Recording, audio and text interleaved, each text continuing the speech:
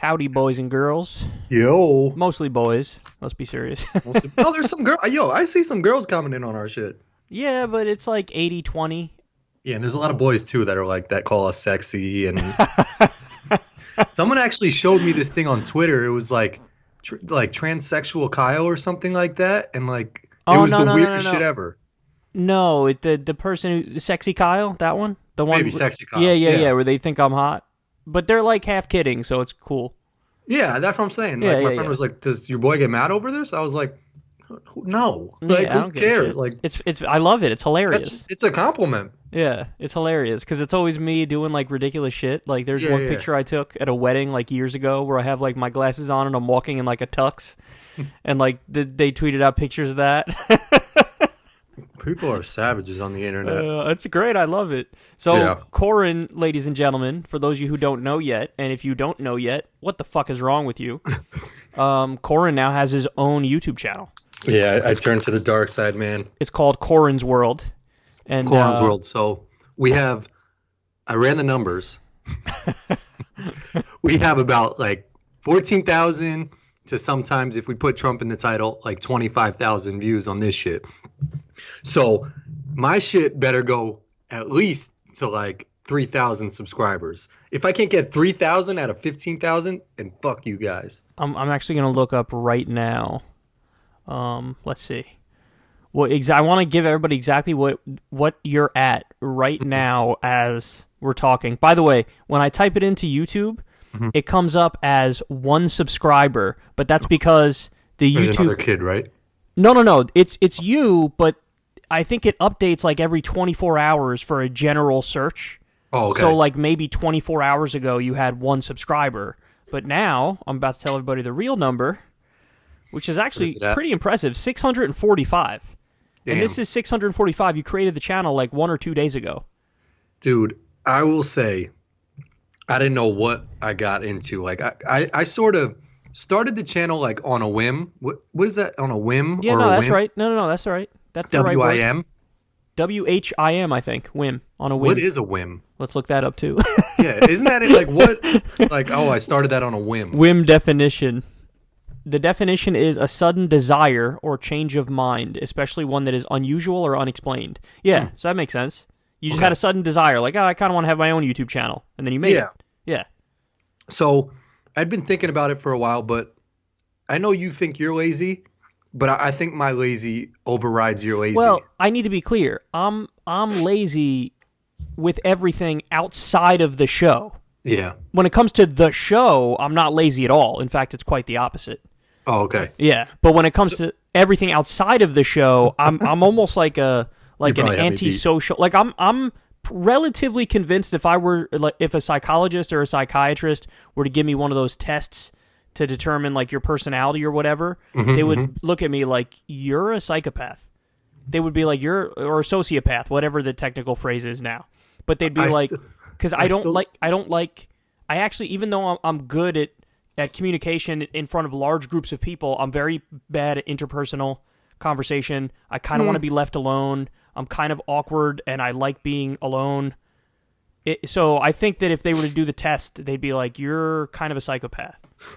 I still remember we were at some bar in New York City, and this was the G'est thing I ever saw in my life. Like, the bar wasn't that busy yet. We might have got there early or something like that, and we were just like, when people get to a bar, they don't know what exactly to do. Like, their first instinct is like walk up to the bar, order a beer, and then once they get their beer, like just turn around and sort of lean on the bar and look around.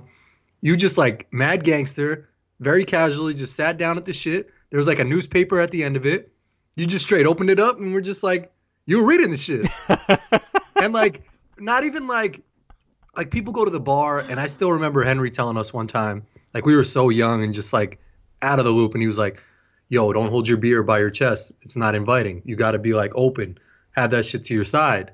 So I was like, oh, okay, maybe he's got a point. You know, I'm sort of like blocking myself by holding my beer here. But like, you think of all these like guys stand at the bar with their chest pumped out and like old chest move, sure. Look around. But like, it was just mad G how you were just like you just sat down, just were chilling. Like, you were still talking to people that were like talking to you, but like, it was just pure It was like some confident ass shit to just sit down, like the paper was on the bar and you just started reading that shit. Yeah, I mean, because I'm not in my element in a bar, so it's like I just want to do what I like, and what I would like is the equivalent of scrolling through Twitter, and this shit was probably before Twitter existed, so I did 100%. The equivalent of scrolling through Twitter, which is reading an article or looking for an article in the newspaper. Yeah, I was gangster. Yeah, well, I mean, it's not like I'm now old enough where I get angry at the loud music in a bar or restaurant. Oh, I do too. This shit is way too loud. Like, I want to actually talk to the people I'm with. Like, I don't want to fucking sipping on cheap bottles of wine. So in the background. I don't know why that song came in my head, but that's the song that would be playing in a bar. That shit was blasting in the bar. You gotta find another bar. I was just in New Orleans and I met up with our friend Sam. We went to this one bar. Right when we walked in, they were handing out earplugs. I kid you not. There was like a band playing. What? It's to your point, it's just so unnecessarily loud. Like, music can be at a point where you could still have a conversation and hear the shit. But if you're handing out earplugs, like, I don't get that. I've never even heard of that before. It was so bad that they literally handed out earplugs as you guys were walking in. Yep, like they knew the shit was that loud. And then like you try to have a conversation. Like, I was trying to actually catch up with a friend. Yeah. And I couldn't. I was like, he would say something and I would just be like, oh my God, that's terrible. You should have went to a different bar, man. That's crazy. Oh, we left. Okay, good. But anyway, back to your YouTube channel. Yeah. So you created it a day or two ago.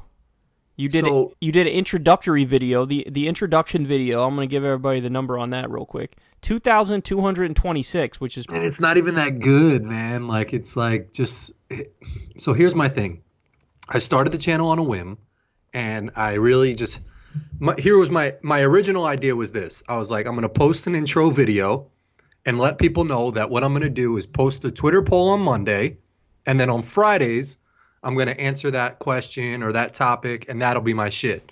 And then maybe as it grows and I get more comfortable, I'll start putting out more content and, like, you know, putting more stuff on the channel, because my wife like has a channel and she watches so many of these like pregnancy women and these women who do shows. So she knows the world. She knows like if you have to post more or like, you know, like what people want, this and that. Whereas me, I'm just like, I think it's hot on some like John Oliver shit. Like, just keep it, you know, put a question out and then have the shit once a week. But well, I think you're not to cut your story off, but I wouldn't limit yourself to a specific format. Mm-hmm. Like, you just got to roll with it, and whatever you want to post, because people will like watching you doing whatever. Yeah. Like, you don't have to be so structured. I mean, don't get me wrong, you can. Like, I don't dislike the idea if you want to do a question on Monday and then you do the video on Friday where you're talking about the question you asked on Monday. That's cool, but why not throw 2 or 3 other videos out there during the course of the week? Because there's probably going to be instances where something's happening and you're like, oh shit, I kind of want to talk about this or record this, or you know what I mean? Like, that's something that I think would be good for you, because I mean, just like when we were in LA and we were doing Rogan and Politicon and stuff, there was like, we did a couple of the behind the scenes stuff for my channel. Yeah. But if you had your own channel, we could have gotten like quadruple the content just from chilling, and just from like, there was one time we went to, like, what was it? It was like a legit chicken sandwich spot that's like top tier. Birdies. And we didn't even get any of that on camera. You know, you didn't see me eating the fucking. There was a delicious ass donut from there too that I had. That like that all could have been recorded and would have been interesting. You know, so yeah, it's. I mean, so to that point, I posted the intro video I think on Sunday night, and you know, people were like hyped about it or whatever. Like you retweeted it, which was awesome. And then like Monday came, and I was like fuck, I'm gonna have to wait all the way to Friday to post this video. It's because it's new and you wanted to keep doing stuff with it. But like, I was like, my fucking whack ass intro video that looks like a suicide note is gonna be on that shit for 5 days without anybody, like, you know, like people are commenting like ideas for shows and shit like that. And in my head, I'm like, I'm not gonna do any of those shits because I don't have any structure to my shit. Like, so I looked at all those comments and was like, yep, awesome, gonna do that. And I'm like, I don't even know what, like, all I'm doing right now is posting this shit on Friday. Like, So I just couldn't stop thinking about it. Like I had people texting me like, yo, that's what's up. Like your channel's like hot shit, this and that. And I'm like excited that people are texting me, but I'm also like freaking, and I'm still freaking the fuck out. Like I was texting you like, dog, I don't know what I'm going to post, or like, I can't do some shit by myself. I sat down and tried to do one eventually video. you'll get it. You'll get it eventually. I'm telling you. I mean, listen, I saw your intro video. You were talking by yourself, totally fine. When you spoke to Molly, your wife, in the first video you posted, you guys were flowing well. And the fact that you're able to talk and bounce off another person pretty easily, obviously you have the chops to talk on your own. It just takes a while for you to get out of your own head. Like once you get out of your own head, that's why in a weird way, it's almost a good thing that so many times when we do this podcast, you're like super tired and you're just like, at the end of your day and you're just kind of going with the flow or whatever. Mm-hmm. I would actually recommend, if you want to do some videos on your own, wait until a similar circumstance. Like it's the end of your day, you're super tired, you got a video you want to do, and you just do it. Because when you're tired, you're less likely to be in your own head and micromanaging your own, like everything you say, every way you move with your hands and this and that. And I mean, the trick to public speaking is that there is no trick. The trick is you have to just talk like you're talking to your friend and there is no camera on or whatever, and you obviously are good enough to do it because you're good at public communication and you've done it plenty with this podcast and you did it in the videos you've posted so far. So it's just a matter of getting comfortable with it. If you just keep doing it and getting comfortable with it. And also another thing I would highly recommend to people, especially for you, live stream it. Because if you live stream it, there's no second takes. So you're not allowing yourself. And I know from experimenting with the Kyle Klinsky show and with Secular Talk, there was a period way back where I would literally record my live audio show, okay? And then after the live audio show, I would do the same show over so I could post that to YouTube, And like what I learned is you are just better when you're live in some way. Because it forces you to lock in and it forces you to accept whatever is happening and roll with the punches. Yeah. So if you fuck up, okay, then you just correct it on the spot, and you just 100%, because that's more human. People like I really dislike a lot of the ways that people do the jump cuts like crazy. Like don't get me wrong, there's still some editing that happens to my videos even now, but it's very minimal. Like 98%. Of the time, everything I said goes out there, and only 2% of the time when I chop something out if I don't like it or whatever, But that's the thing is you just gotta do it live, roll with the punches, and then you're good. And there's a lot of good ass ideas that people have already floated for your 100%. thing. Somebody said we should do Denzel movie reviews, which I think is fucking genius. Yeah, and he also commented he's gonna write that on every video until we do it. Until we do it. So I'm going to do like 200 videos so that kid has to watch every single video before I do the Denzel shit. And then somebody else said we should do the tour. That shit we're definitely doing. Yeah, that for those of you who don't know, and most of you probably know it if you watch the show. I didn't even know what it was, Yeah, you don't remember, but we had spoken about it on the podcast. It was originally okay. Me and Bobby had come up with the idea. And that's our other friend. And the idea is you go to every fast food place and get one thing from each fast food place and you eat it all. And so we could do that and review it and talk about it as we're getting the food and whatnot. But then a lot of the ideas are good because they're just for you or for you and your wife or for you and whoever else you want to. They don't all involve me, obviously.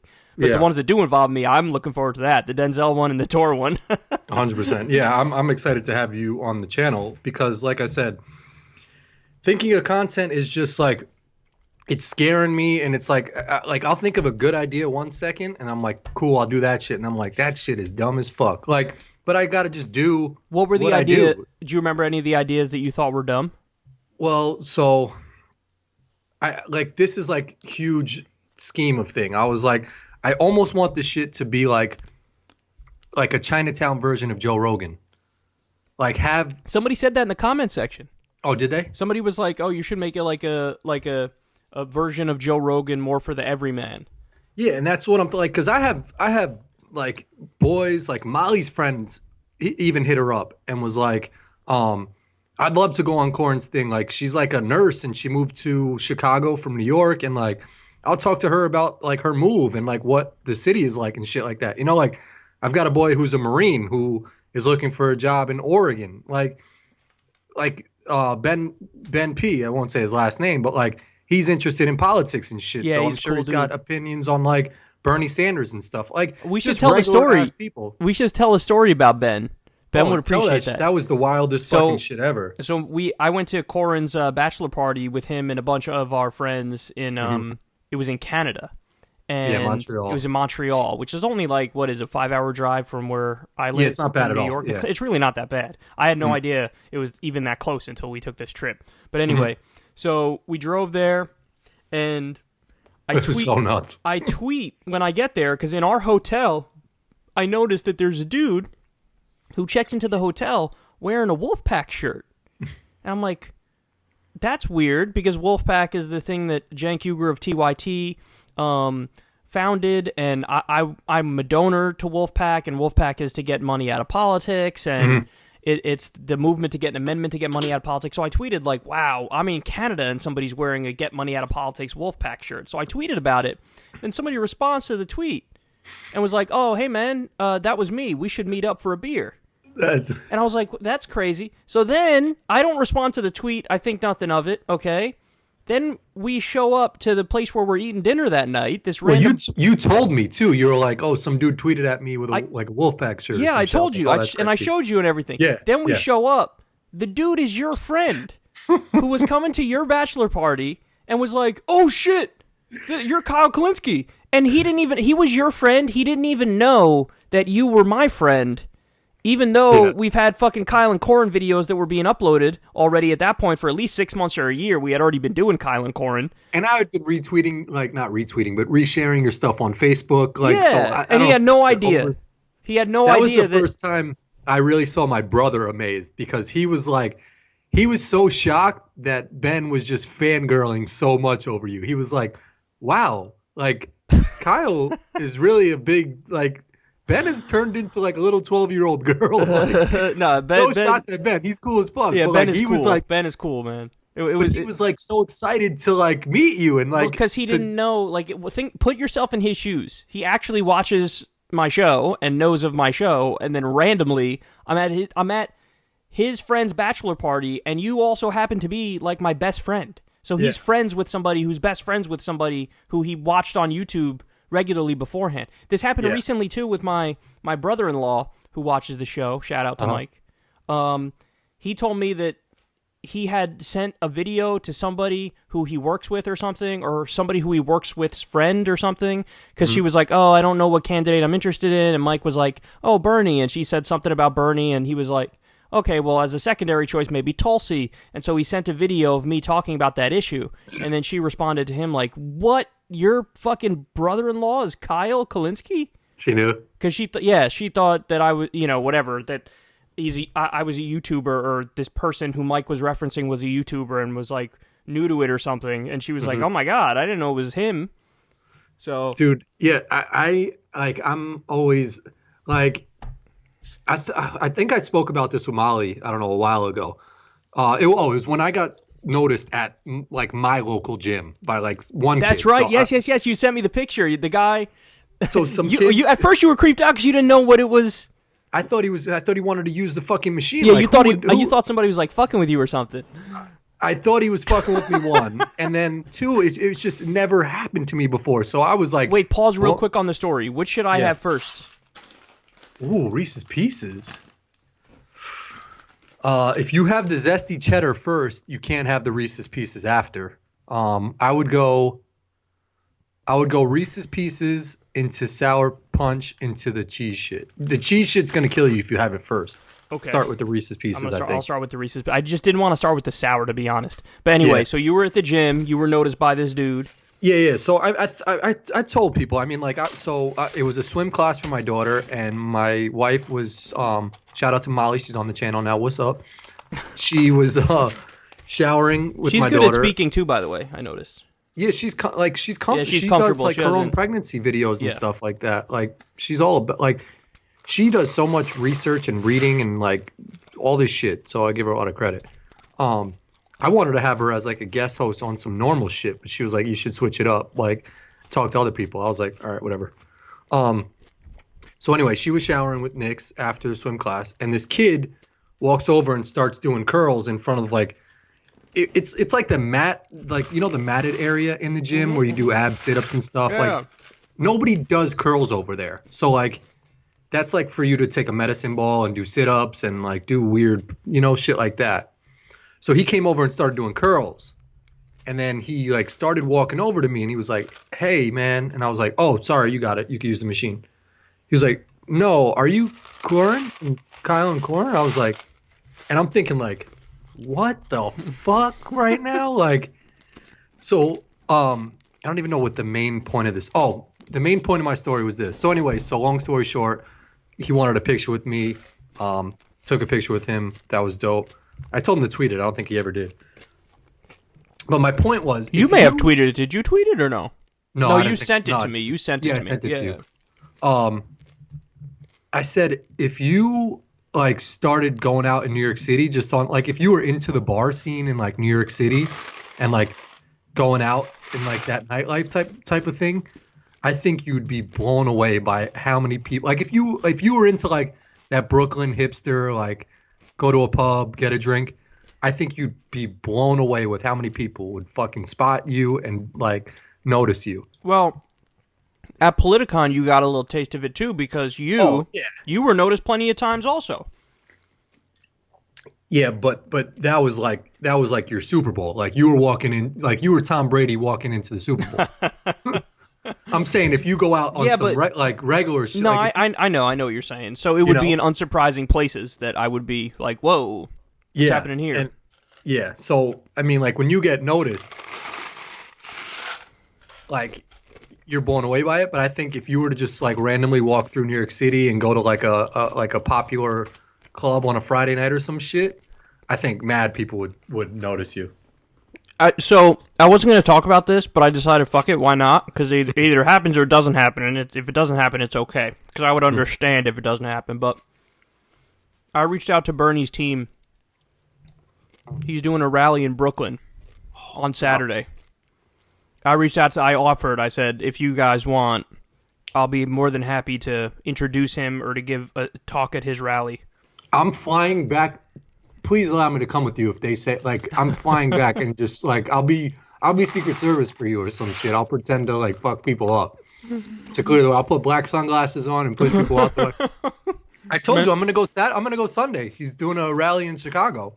He's going everywhere apparently. I mean, because the day before it's in Brooklyn, and the day after he goes to Chicago. Oh, is Brooklyn before Chicago? Brooklyn on Saturday. Oh, it's Saturday. Mm-hmm.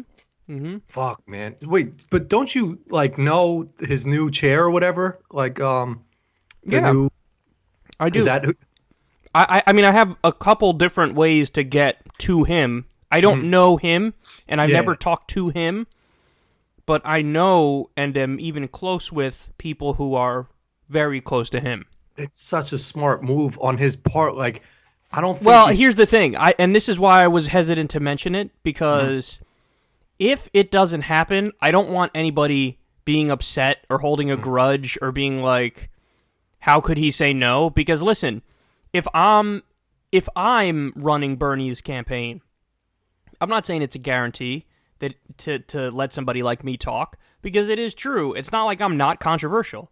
Even like you guys, people who are watching this like me, and even they will admit, like, yeah, you are controversial. You know, like it's not a given. Like, yes, I'm a political commentator, but I'm also a little bit of a troll. I'm also like I'm not really a comedian, but I'm like a half comedian with how much I fuck around and stuff, you know?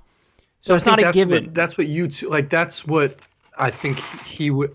I think if anybody understands it, it's Bernie, and he sees that with the Young Turks.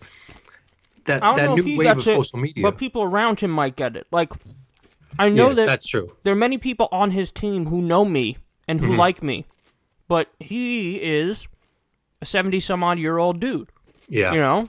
He ain't watching me on the reg. He might not even know who the fuck I am.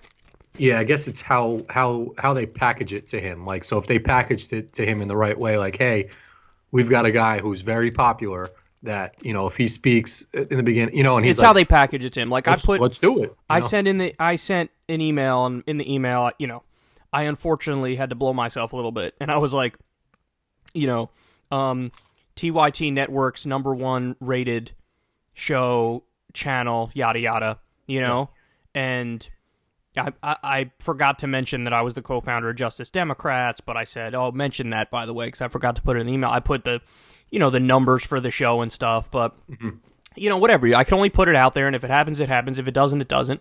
But even if it doesn't happen for this one, there's a chance it would happen in the future. But, you know, I wanted to put it out there so they know that I'm down to help however I can.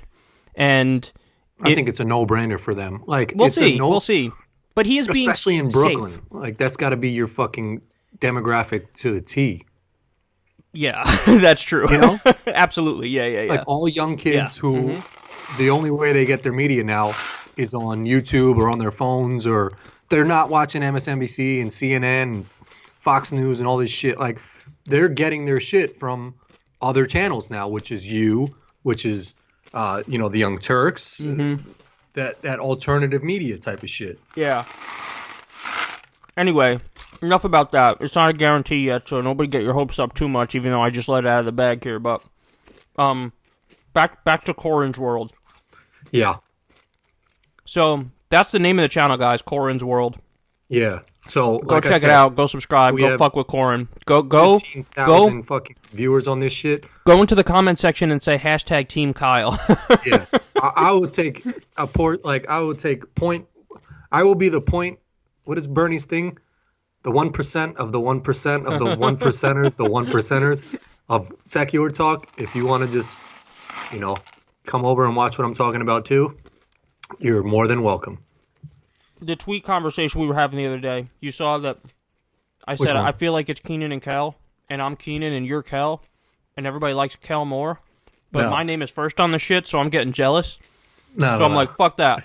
I'm gonna have to kick you off and go work by myself on SNL and try to distance myself. I'll work at Good Burger and you start Mondo Burger. Remember that shit, Mondo Burger? And of course. They were getting gigantic steroids and shit. Yeah, they were putting steroids in their shit. I actually tried to put a picture of the manager. You remember the white dude, Chris, who was the manager of the store? Yeah, you said that's you. He was just such a nerd. Like, he was just like a nerdy boss. And Keenan and Kel had, like, it was I looked up what he was doing now, and I think it's just like random, like, shows and shit like that. Did you see what Mr. Belding looks like now from Saved by the Bell? My God. I gotta show everybody this. Holy shit. He looks like a fucking... Oh, he's huge. I'm pulling it up right now. What's your shirt, by the way? Just some shit. It says Leonardo or something on it. I don't know. Does the bottom say DiCaprio? No. I think my mom got me this like 5 years ago. It looks like some sophisticated shit. Nah. Leonardo... Wait, what am I looking up? No, Mr. Belding. Leonardo. That's what happens when your wires cross in your brain. Mr. Belding. Mr. Belding now is one of the top Googled things. I think Jimmy Fallon brought them all back together. Yes, exactly. Yeah, he's large, dude. He's large and in charge. He is large. I hope he's okay. He seems like he's up there in age now, and he's got... Oh my God, there's pictures of him in the club. What are you doing, Mr. Belding? Come on. Mr. Feeney's still alive too, right? Yes, he is. Let's look. Wonder what he's doing. Mr. Feeney now, again, one of the top searches. Oh, he's really? Still alive, dude. He looks ancient as a motherfucker now. I love Good for Mark him, though. Paul Gossiper, Zach Morris. I think he's a great actor. Zach Morris. I'm gonna type in Zach Morris. He did a show on FX. It was like a law show. Yeah, wasn't it like NYPD Blue or some shit? No, he was like a lawyer with the guy from, I want to say like Clueless. He looks so different there.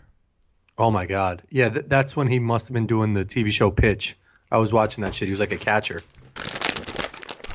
He was in, okay, it was the pitcher, the catcher in the show Pitch.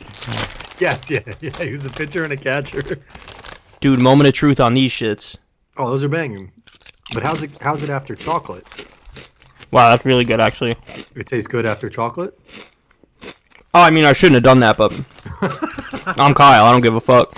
I will not have this, though. I'm not that disgusting. I'm disgusting enough to mix 2 things I shouldn't mix, not 3. Oh. Man, yo, so seriously, though, with the channel, I've been fucking... It's stressed me out more than I fucking am, like... I'm so excited about it that it's stressing me out. Because it's just like, what the fuck to do next type of shit. Like...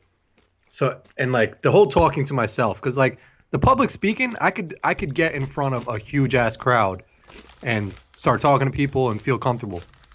But when I'm looking at a camera and just talking in my room, I'll be like, oh, what the like, that's why I'm comfortable when like Molly's on the shit. I'm gonna have some guests on the shit when you come on the shit.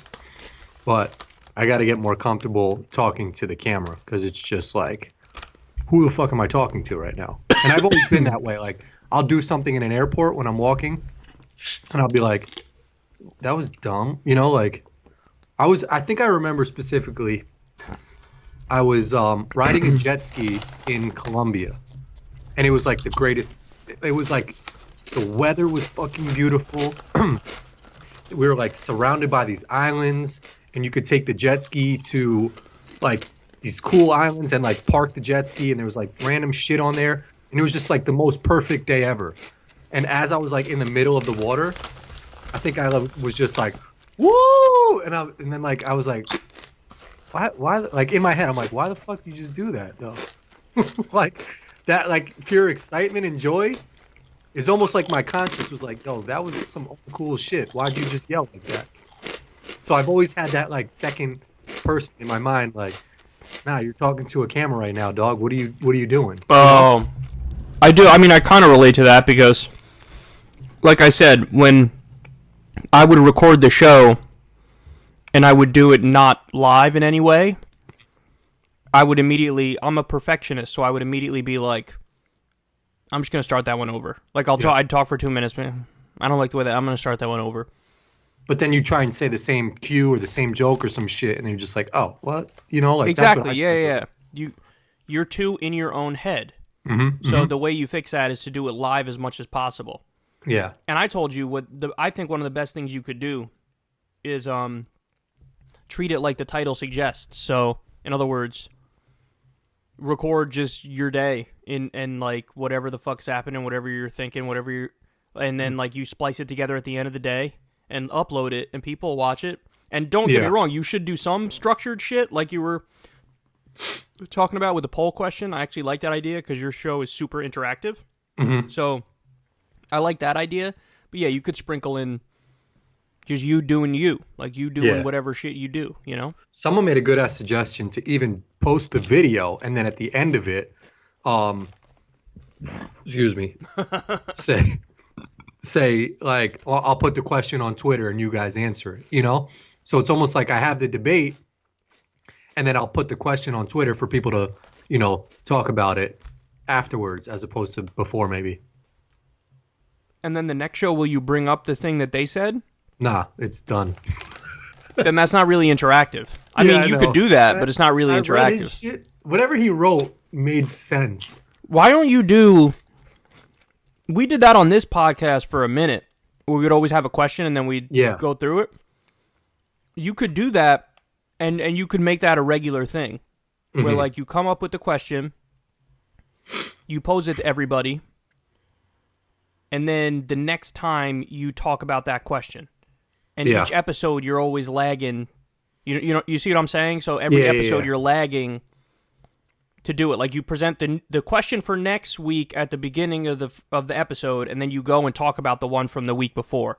True. Yeah, that's a good point. And that I think will give you a lot of stuff to talk about, because if you really wanted to, and you really go through what people were saying on the issue, you could literally end up like going back and forth with 1,000 people in the audience, giving your take on what somebody said. You know what I mean? Yeah, that's true. I think at this point, that just gives you a lot of material. Is the point? Yeah, no, for sure. That I think is genius.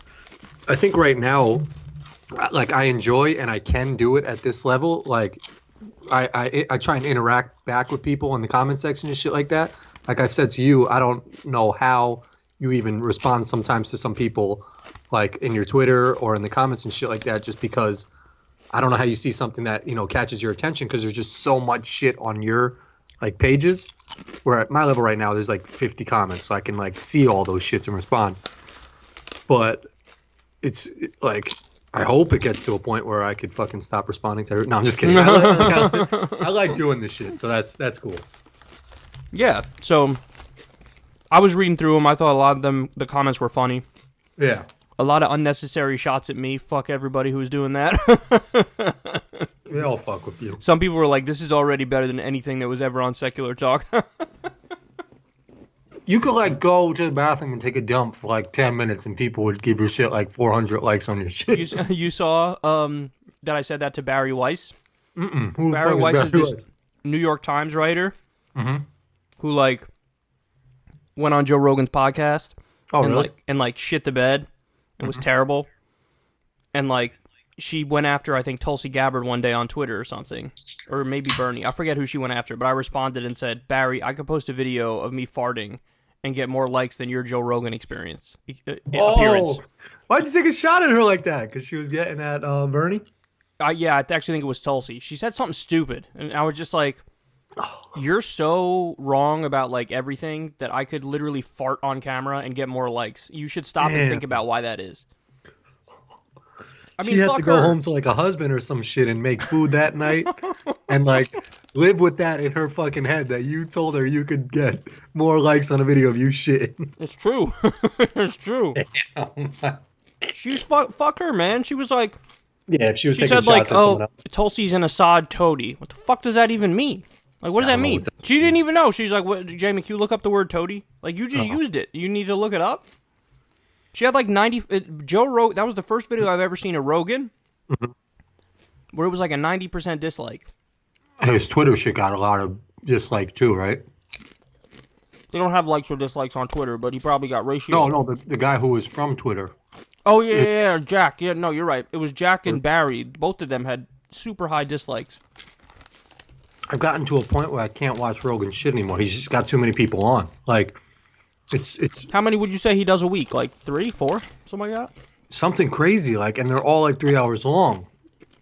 So like I like will start an episode and then see somebody else that's new, and then like I just stop listening. So I'm listening to Conan O'Brien shit now. You saw that comedian died? Yeah, that's not the guy who did Cash Cab, right? Because he sort of looks like him. What was his name? Brody Stevens. Let's see. Brody Stevens. Let's look at his wiki. You know what I'm talking about? The guy who does Cash Cab? Yeah, I don't think it's that guy. That guy was bald, right? Yeah, but so was the Brody Stevens guy, like a shaven head type of shit. I think they look similar. I definitely think this isn't the Cash Cab guy. I'm pretty sure of that. Well, what is Brody Stevens from? Because I know he's from something that I've seen. Comedian. He's just a comedian. I don't know what else he was in, but I'm about to tell you right now. Yeah, check his Wikipedia shit because I'm curious. Because I was gonna look it up, but then I didn't really care that much. IMDb, I'm going to. But I think he. He was in The Hangover Part 3. Suicide. Okay, he was in The Hangover also. What character did he play in The Hangover? He was in something else that I know. Why with Hannibal Buress. Mm-mm. Crystalia Incorrigible. Mm-mm. Ridiculousness. The Show. Mm-mm.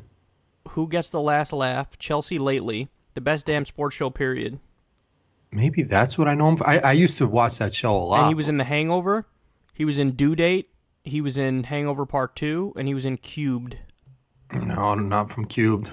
Did he ever do like some random shit on Comedy Central at like 4 a.m? I'm sure he did. I'm sure he did like Comedy Central stand-up specials. You remember that the shit that used to come on Channel 2? It was like late night comics, and they were just 4 people like sitting in a chair. That was the worst fucking show I've ever seen in my life. Comics and, like, Unleashed or something. Yeah, the black dude was like the moderator. I think that dude ended up suing somebody or something. No, I think he actually sold that network for like $1 billion or something like that. Shut the fuck up. Yeah, that guy's like a billionaire. I remember hearing. What? It was like just sort of recently, maybe like a year ago. It came out that like he's a billionaire because they were like. Let's read about this. Comics Unleashed. That's definitely it. Mm-hmm. Comics Unleashed is a half-hour comedic talk show produced by the Entertainment Studios production company, formerly CF Entertainment, and hosted by Byron Allen. That's his name. Yeah, look up Byron Allen afterwards. He's definitely a billionaire. With John Kramer as an announcer and DJ Cobra or sometimes DJ A1 providing music. DJ A1? DJ A1 steak He sauce. named himself after some steak sauce. Byron Allen, known professionally as Byron Allen. DJ Why would they put that? DJ Wishes. Oh, Byron Allen Folks. His last name is Folks, actually, but he's known as Byron Allen. Is an American businessman, former comedian, television producer, the founder, owner, chairman, and chief executive officer of Entertainment Studios. Allen acquired the television assets of the Weather Channel for approximately $300 million. Damn is right, bro. Wait, so he sold something for $1 billion, or like owns a TV network or some shit. Look up Byron Allen. Byron Allen. That show used to be the fucking worst. Like it was so forced. Everything was so forced. Be like, Bob, tell me about your dog. Isn't he weird or something? And they would do like terrible setups, exactly. Yeah, he'd be like, well, my dog, you want to know about him? He just shit himself.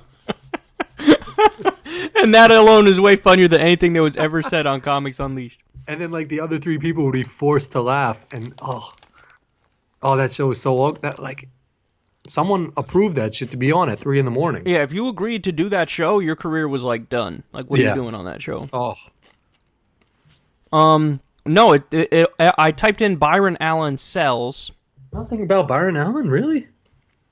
And they're just saying he bought the Weather Channel, bought the Weather Channel, bought the Weather Channel. That's what everybody's saying. Byron Allen's Entertainment Studios acquires the Weather Channel. For around $3.5 billion. What the fuck? It said $300 million in the other article. Yeah, that's what I'm saying. Billionaire. Oh, he did have a $20 billion discrimination lawsuit. What? Yeah, look at this number. Against Comcast and Al Sharpton. Byron Allen files $20 billion discrimination lawsuit. Wait, is that legit? The Grapevine? Is that a real site? Dude, it's from the grapevine.theroot.com. It's got to be super credible. The Root is actually somewhat legit. Yeah. But did he win it? And there's no way he won $20 billion. Byron Allen Entertainment Studios, along with the National Association of African American owned media, has filed a $20 billion discrimination against Comcast, Al Sharpton, Time Warner Cable, and various African American advocacy groups. The lawsuit alleges that Allen's production company has been denied opportunities to secure distribution on cable systems owned by Comcast and Time Warners. I don't know if he won this shit or not. Yeah, but that's not because he's black. That would be because they're just trying to crush him for business reasons, right? Yeah, I don't know. The lawsuit goes on to say that black channels on Comcast are fronts and white-owned businesses that are actually run by friends or family members of Comcast executives. I don't know. I mean, it's just a fucking dude with a lot of money trying to get a lot more money.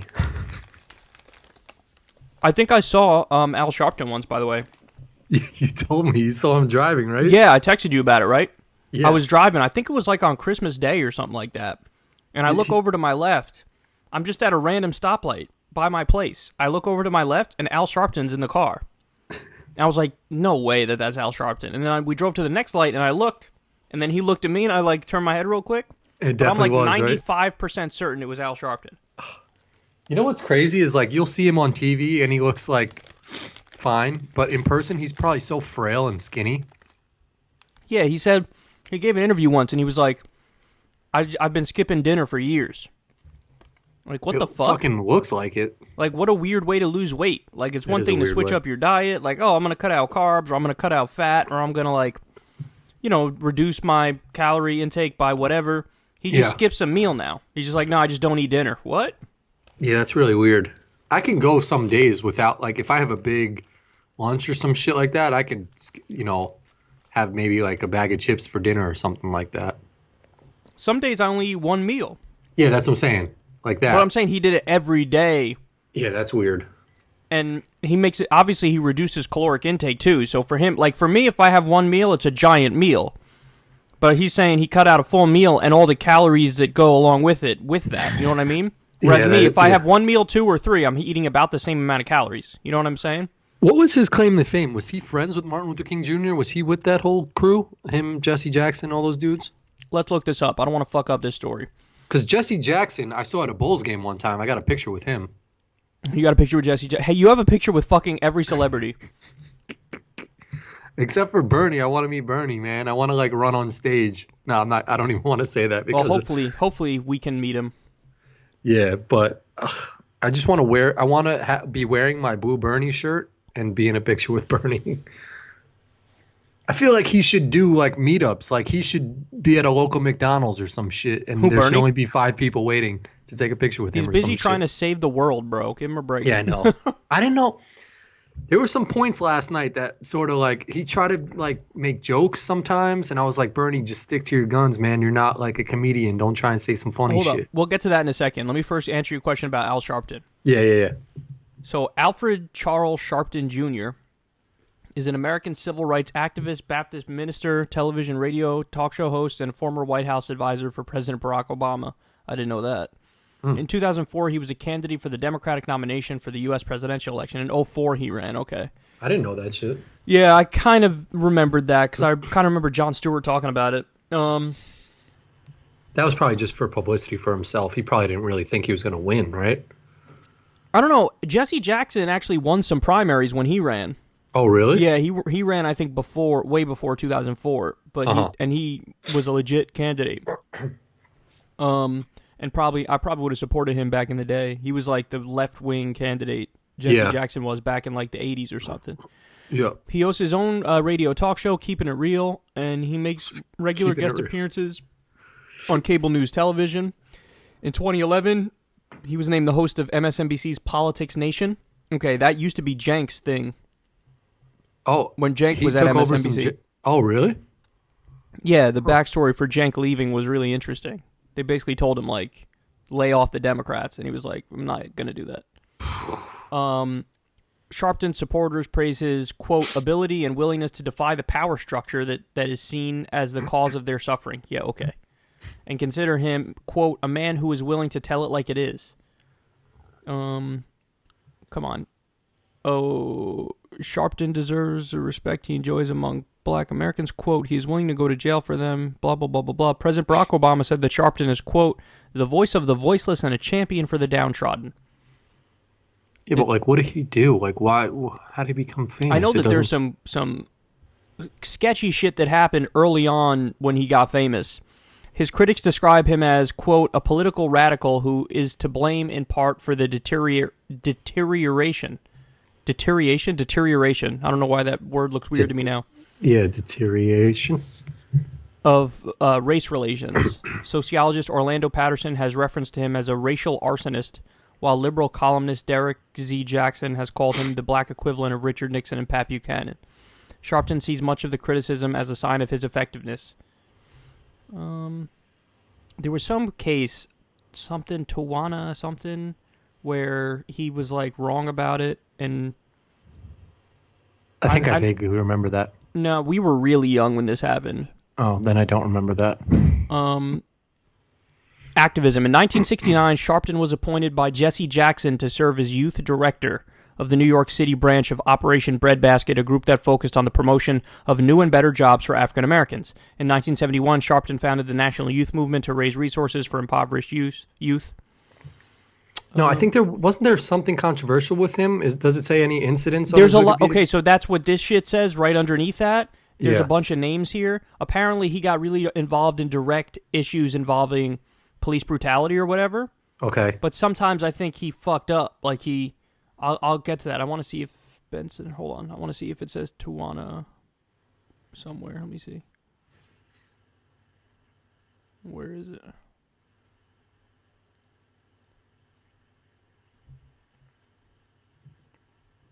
So he was boys with Jesse Jackson, though. Okay, Tawana Brawley. Okay, here we go. On November 28th, 1987, Tawana Brawley, a 15-year-old black girl, was smeared with feces lying in a garage bag. Her clothing torn and burned, and with various slurs and epithets written on her body in charcoal. Brawley claimed she had been assaulted and raped by 6 white men, some of them police officers, in the town of Wappinger, New York. I know Wappinger. Wappinger Falls. Attorneys Alton Maddox and C. Vernon Mason joined Sharpton in support of Brawley. A grand jury was convened. After 7 months of examining police and medical records, the jury found, quote, overwhelming evidence that Brawley had fabricated her story. Sharpton, Maddox, and Mason had accused the Dutchess County prosecutor of racism and of being one of the perpetrators of the alleged abduction and rape. The three were successfully sued for defamation, and they were ordered to pay $345,000 in damages, with the jury finding Sharpton liable for making 7 defamatory statements about those 3 people. Sharpton refuses to pay his share of the damages. Whoa.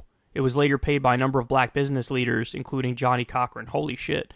In 2007, Sharpton said he would handle the case the same today. Whoa. With the difference only being that he would not have made it so personal against Pagones. He said that he still felt Brawley had a good case to go to trial, saying in an interview, quote, "I disagreed with the grand jury on Brawley.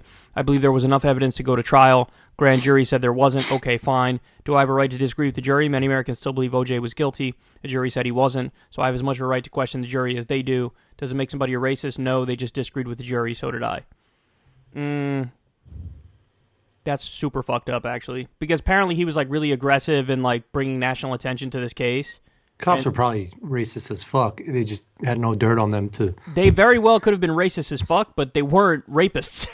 And when this guy's he called them rapists. Yeah, too? he said they were rapists and they were behind it and yada yada yada. And then when that came out, that wasn't. Do you know how wrong you have to be to get successfully sued for defamation in this country? Yeah, that's true. Like, it is super rare that you can successfully sue somebody for defamation. So, yeah, I think that's what people are. That's why people think he's sketchy. But there's another reason. He said it during the Obama years. He said, like, I will never criticize the first black president.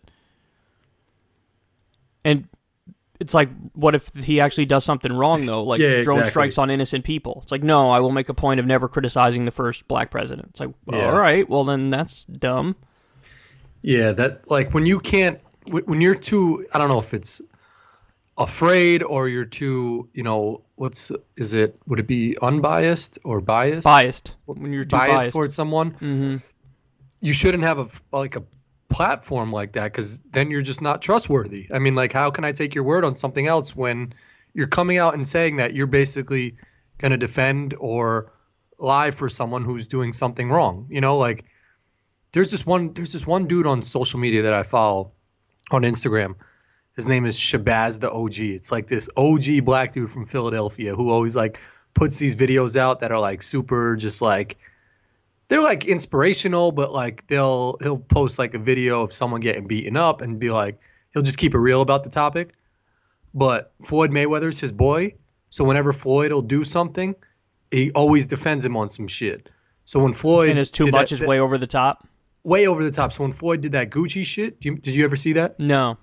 So like Gucci had that whole thing. They like made a sweater that had like really red lips, and it was a black sweater. Oh yeah. Mm-hmm. So Floyd Mayweather, I think he was just doing this because he wants to stay relevant now because he's not fighting and he just still likes the media attention. He took a camera crew like to in front of the Gucci store, and was like, "Oh, I'm about to go shopping." Like, here, and they were like, "Oh, you don't know what happened, Floyd?" And he was like, "I don't follow the news like that, this and that. I'm going shopping and I'm spending a lot of money in this store." Like, and all like the whole black Twitter, black everything was mad at Floyd. And this one dude, who anybody else in the video, he would have chopped them a fucking new ass. He would have tore him apart and said, "Don't support this dude." But Floyd did it, and he was like defending him, and everybody in the comments was like, "Yo, you're going against your whole platform, like defending this dude. Like, I've been riding with you on other shit, but for some reason, like, you're going to still defend Floyd." Whereas, like, I would have respected him a lot more if he kept it real and was like, "I don't fuck with Floyd on that one." You know, like, he's my boy, but he did some fucked up shit, you know? Yeah. Floyd is a vapid dude, man. He's like an ultimate consumerist, materialist type guy. 100%. 100%. Like, always caring about what he's got, like, money-wise. I mean, he's called Floyd Mayweather. How much of that is an act, though, and how much of it is like, no, that's who he really is, you know?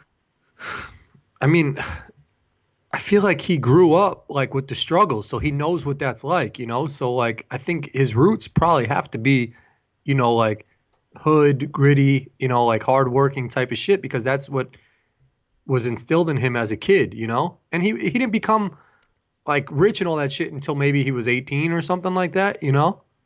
Yeah. So like part of me thinks. But when you're posting like act. Instagram videos, all your money, like we already know you're rich as fuck. You're like one of the best boxers that ever lived. By the way, I lied. I said I'm not going to eat these. I'm going to eat these. Damn, son. I felt a little stomach stomach pain coming on. Uh-oh. That's so I had to chill out because I think the combination of Diet Coke, Wendy's, and Trolley. I'm gonna be on the toilet later with the cold sweats. Then there's me eating all this disgusting shit, and I'll be fine. Did you see the cop from New York who put the hit out on 50 Cent? What? You didn't see that shit? Wait, pause real quick. This is fucking unbelievably delicious. Oh, those are banging. They used to sell those at Little League baseball games. That was the flavor that they sold. This is my favorite candy in a different form. I like the sour punch straws. Yeah. This is the same shit. What do you mean? The straws? They're the straws except chopped up in a different form. Oh yeah.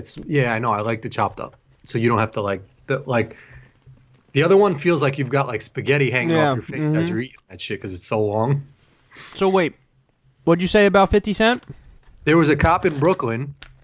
I think he was a Spanish cop that he might have been joking in the thing, but you don't say this when you're a cop and you all hold guns. But 50 was showing up to some celebrity boxing match or something like that in the Brooklyn police precinct that this guy is like the captain of. Told all of his officers when 50 shows up, shoot him on sight. And was he like pissed off in the post, or was it like?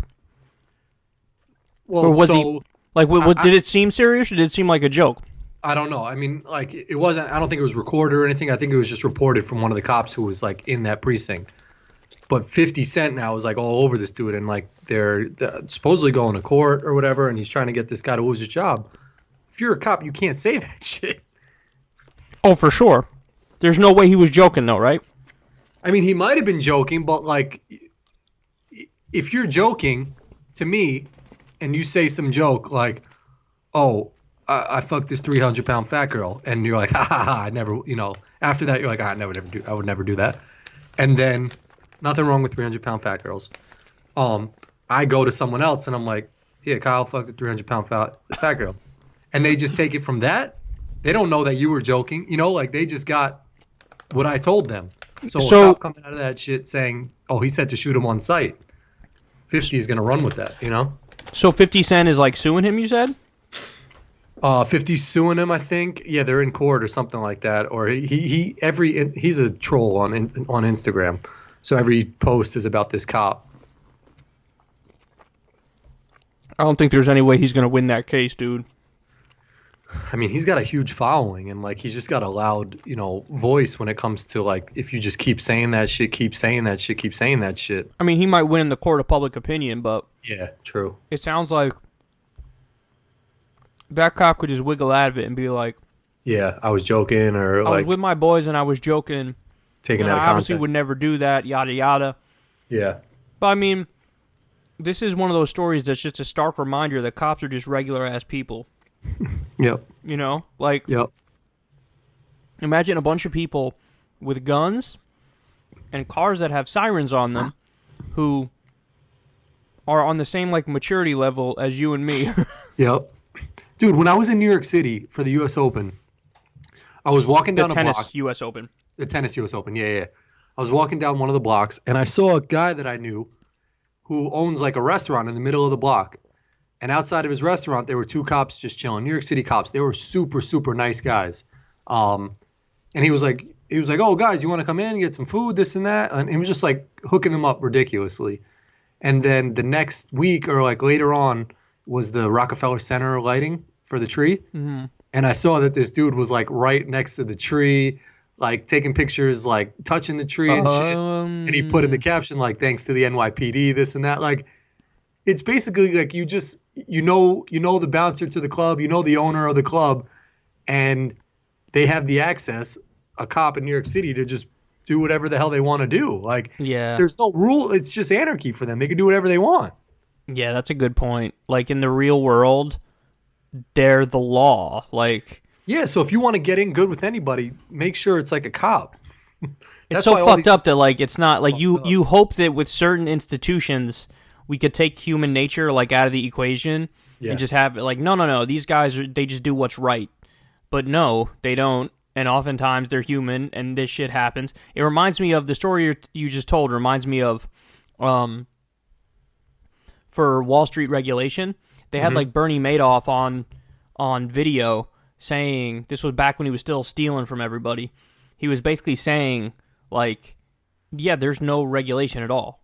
Like, you just got to slip the people who are supposed to regulate you a little bit of cash on the side, and you're good money. They literally bought the ratings agencies. So they had these, like toxic packages that were subprime mortgage packages. So, like, a bunch of people who don't have the credit to actually get a mortgage and pay it, but, like, they were just getting approved one after the other. Yeah. And then they would package these mortgages together, and they'd sell them to different investors. And they would pay the ratings agencies to give these toxic packages AAA ratings. And so they'd be able to tell investors, like, no, this is a safe-ass investment. If you get this, this is like, you're going to make a lot of money on this. And then it was all bullshit, and it all blew up because it was just all a scam. Fake money going on. You're paying the ratings agencies who are lying about the ratings of it, and people were able to get fucking adjustable rate mortgages with, like, no money down, and they don't make enough money to pay for the mortgage, and then eventually it all blew up.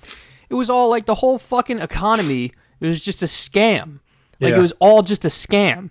Yep. And then you realize it's these, just because somebody wears a fucking suit and tie doesn't mean that they're, like, doing the right thing. And for cops, just because they got a badge doesn't mean that they're doing the right thing. It's just regular ass people. If you own a pizzeria and you give a cop, like, hey man, you want to stop by a couple times a week? I'll give you some free pizza.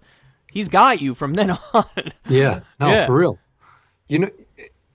It's fascinating to me that it's still like the Wild West. Like old school delis in the Bronx and all this stuff would, like, give free food to the cops just because, like, they'd watch over their store so people don't break in or this and that. Like, that shit still goes on today. Like, cops are getting free food, and, like, restaurants are hooking them up with shit because they ultimately want that, like, protection. Yeah, and I want to know how much the Mafia is still doing shit. I'm sure it's still a decent amount. I'm sure. Because there was a time when certain Mafia families were taken down, but there's definitely Mafia families again. Oh, 100%. And I'm curious. We know our underground clubs, they said those dudes were Mafia, and, like, they probably were low level. Because the one dude, Limo, who got his hand chopped off, we thought he was Mafia, but, like, the people who chopped his hand off. You just said his name on the podcast. I said I'm Limo. They can find articles on it. Is it out there, the articles? Yeah, there was, like, Channel 12 articles on, like, guy gets hand chopped off in middle of but I'm saying with the name. Well, we're not editing this. I know. I'm just looking it up. Anyway, keep going. So there's, like, low-level Mafia guys. Like, there was someone in Florida who, like, was the big boss, probably, Oh, his name is in the paper. So there you go. You're good. What if it wasn't? I wasn't good. I'm going to read this. Vinny Limo, victim of Mafia meat cleaver attack. Arrested again. Jesus Christ. That's where we used to play cards. He was arrested by New Rochelle police, 2014, charged with criminal mischief. He was a nice guy, though. Yeah, he was a super nice guy. We ate a lot of free food because of that guy. He'd be like, Potter, you want another 200? Yeah, they called Corin Potter. Because I was, like, in high school and I would wear my glasses. You'd wear your glasses and they'd be like, this one over here looks like Harry Potter. He looks like the Potter. Potter, let them know where you got the money from. Tell your friends to come. Jeez, this is crazy. I'm reading the story, and it's like, that's obviously legit Mafia shit here. Oh, 100%. So I wonder how much that is still going on is the point, You know what fascinates me, which I'm so, like, I don't understand this. Small businesses that, like, start a restaurant or, open up a shop, whatever, what type of, like, some low-level store. When they're not doing well, they go bankrupt, they go out of business, and that family is probably ruined for so fucking long. Someone told me the other day that Toys R Us is trying to make a comeback. Now they were at one point probably like a fucking multi-billion-dollar company with like back in their heyday, you know? Mm-hmm. For them to go bankrupt and like, you know, these executives, they have like a campus in New Jersey that was like bigger than Amazon. And they probably had executives who did absolutely nothing, that were shitting in gold toilets, that were fucking wiping their ass with gold toilet paper. That's a company that has a second chance. Like they're like, okay, we trust those people. No, so here's what's probably going to happen. I don't know the details of this, but it's likely the case that you have like, remember Mitt Romney when he worked at Bain Capital, which was this investment firm. It was like a Wall Street hedge fund investment firm type thing. Mm-hmm. What'll happen is these vulture capitalists will come in. They'll say, "Oh, you let us take over, and we guarantee you X amount. You know, you'll be making X amount by this future date. But we need to restructure your business." So what they usually do is they come in, they fucking fire everybody in sight, so to lower the overhead costs. They make some changes. Then they, you know, send it to new ownership or something, and they run out the back door with all the fucking money, and then the business is still massively in debt and over-leveraged, and then it goes under, like, again, basically. Like, that's usually what happens, is they, like, Mitt Romney said it, we harvested companies for a profit. So they come in when a company's struggling, promising the world, oh, I'm going to save the day for you, don't worry, you just got to hand over the company and we'll restructure it, and then they basically fire everybody in sight, you know, switch up the company a little bit and change the business model a little bit, and they dump it off, and they walk out the back door with millions of dollars. That's probably what's going to happen with Toys R Us. Because Toys R Us, there's no way Toys R Us is going to stay relevant. I mean, it's almost like a Blockbuster type thing at this point. That's what I'm saying. Like, it's just been evolved past it, you know? But it just fascinates me that some shit can go so badly like that, and they still have even that second chance for revival when I mean, I don't really know, but you sort of just explained it. Like, we know what's going to happen. You know, someone's going to come in, steal some more money. It's like a fucking bank just going on fire, but someone's still running in one more chance, like, to get a little bit more money from the bank. What's even crazier is that, so you just described it with Toys R Us. Mm-hmm. Now, when you realize that, like, every major bank in this country failed, and the government had to save it. Like, think about that. Think about the fact that fucking GM went bankrupt and then they got bailed out. GM, like, so the whole fucking economy is just a house of cards, man. It really is. Yeah. Same shit happened with Kodak. Like, so I was just talking to someone about they're still around? Recent. No, like, well, maybe they made a revival a little bit, but they used to be in Rochester, New York, and Kodak was like the biggest booming, most company, whatever, in Rochester. And then they just went bankrupt, and now Rochester's like a rundown city because of it. Like, it's like the same shit fucking happened with LeBron James. He went to Cleveland, and their economy was booming. He left, and that shit is like fucking ghost town now, and just dreary and dark, and nobody wants to be there. Dude, you think that's bad? At some point, we should take a trip. You're not even that far from it. Where? To Michigan.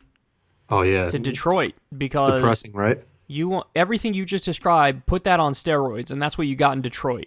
Yeah. You had this place that was like a manufacturing hub in the U.S. because all like the car companies were placed there, and there were so many like good paying factory jobs there and stuff.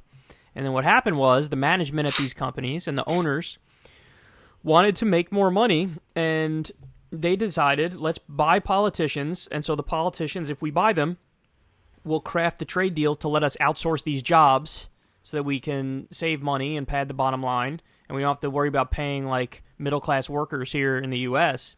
And then, so they basically outsourced all the jobs because of corrupt politicians, and then now you have this area of the country that was like a legit manufacturing hub, like a beautiful place to visit, this like wonderful working class area where it was booming. You work like a full-time job, but you earn a decent wage and you work decent hours, and you know, you get vacation time and you could raise a family. This is actually one of the things that most impacted Michael Moore in his politics when he was a kid, is that he saw what happened because he was raised, like, right as all that shit hit the fan, he was raised in that context, and he saw how devastating it could be if you have these corrupt politicians and these greedy businessmen that kind of collude together to screw over people because they want to make more money.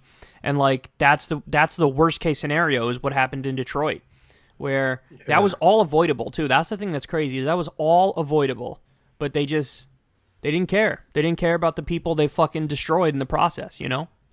Yeah, I mean, you're in this world a lot more than I am, but even on a smaller scale, like John Oliver this week talked about North Carolina and how there was this mini election and all the absentee voting ballots or something.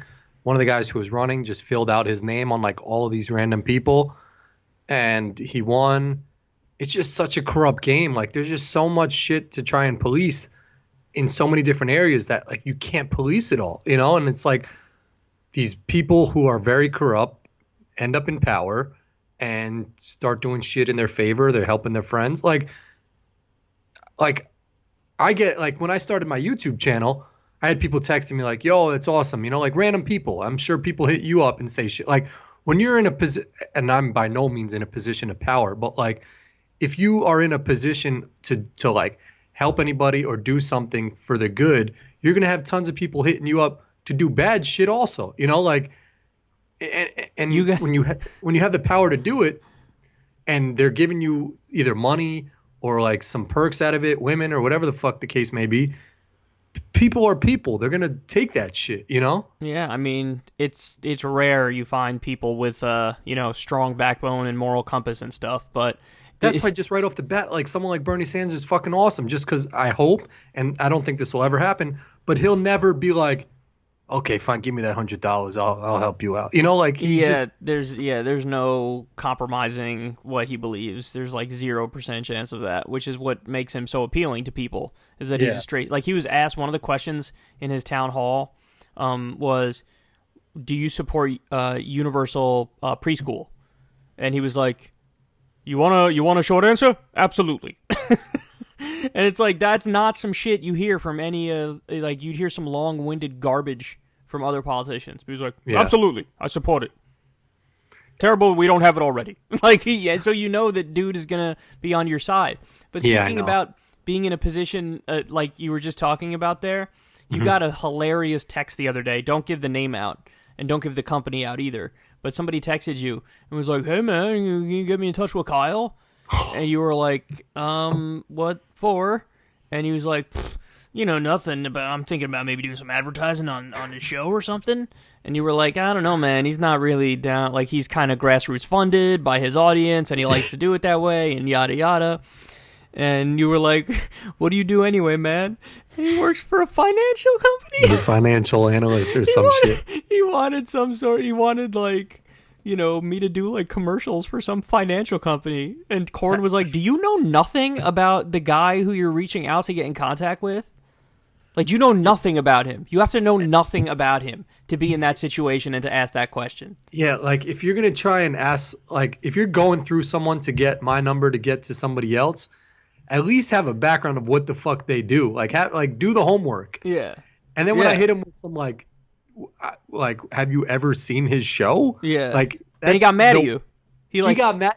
Not even got mad at me. He gave me some snarky like response back. Like, yeah. I guess so. I guess you and Kyle are against like prudent financial advice, huh? Like some shit like that. Like he even threw 2 more sentences in that shit to suck his own dick, and I was just like, really? Like you're gonna hit me with some shit? This whole time you were trying to be like as cordial and nice as possible to him, and then he just hit you with like a totally disconnected, up his own ass, stupid text like that.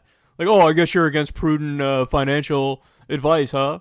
I was just like, fuck you got you, it, man. like, and you know what's fucked up? He knows he's not contributing shit to the economy either. Nothing. He knows he's fucking full of shit. Fucking and it's probably miserable that he's to a point where he's like, reaching for like any straws to try and get his name on like your show, like. Yeah, he wants exposure. I know, that's what I'm saying. He's a salesman. That's what he is. I'm a salesman, and I want to get my name out there more. So let me try to reach out to people who I was never even close with to begin with, but who I kind of tangentially know from high school. Yeah. Fuck, if he gives me $100, I'll shout his shit out on my channel. I will take all the sponsors my way. I'm big sellout. No, I'm just kidding. Yeah, really. I know you're kidding. I know you're kidding. Some J's or something like that. What's that? Someone offers me some Jordans or something like that. Nah. I know. People already are saying you should create a Patreon and they'll contribute to it. I gotta look into that shit. I don't know anything about that shit. Oh, I need to know. Is there a program to record on Skype for interviews? We're on it right now. Okay. I need to figure that out. Is that confusing? I'm an idiot. I think it did confuse me a little bit, but really, fuck. Tell Molly all this stuff. I know. I'm gonna. It's called Call Recorder. I think is the one I'm using.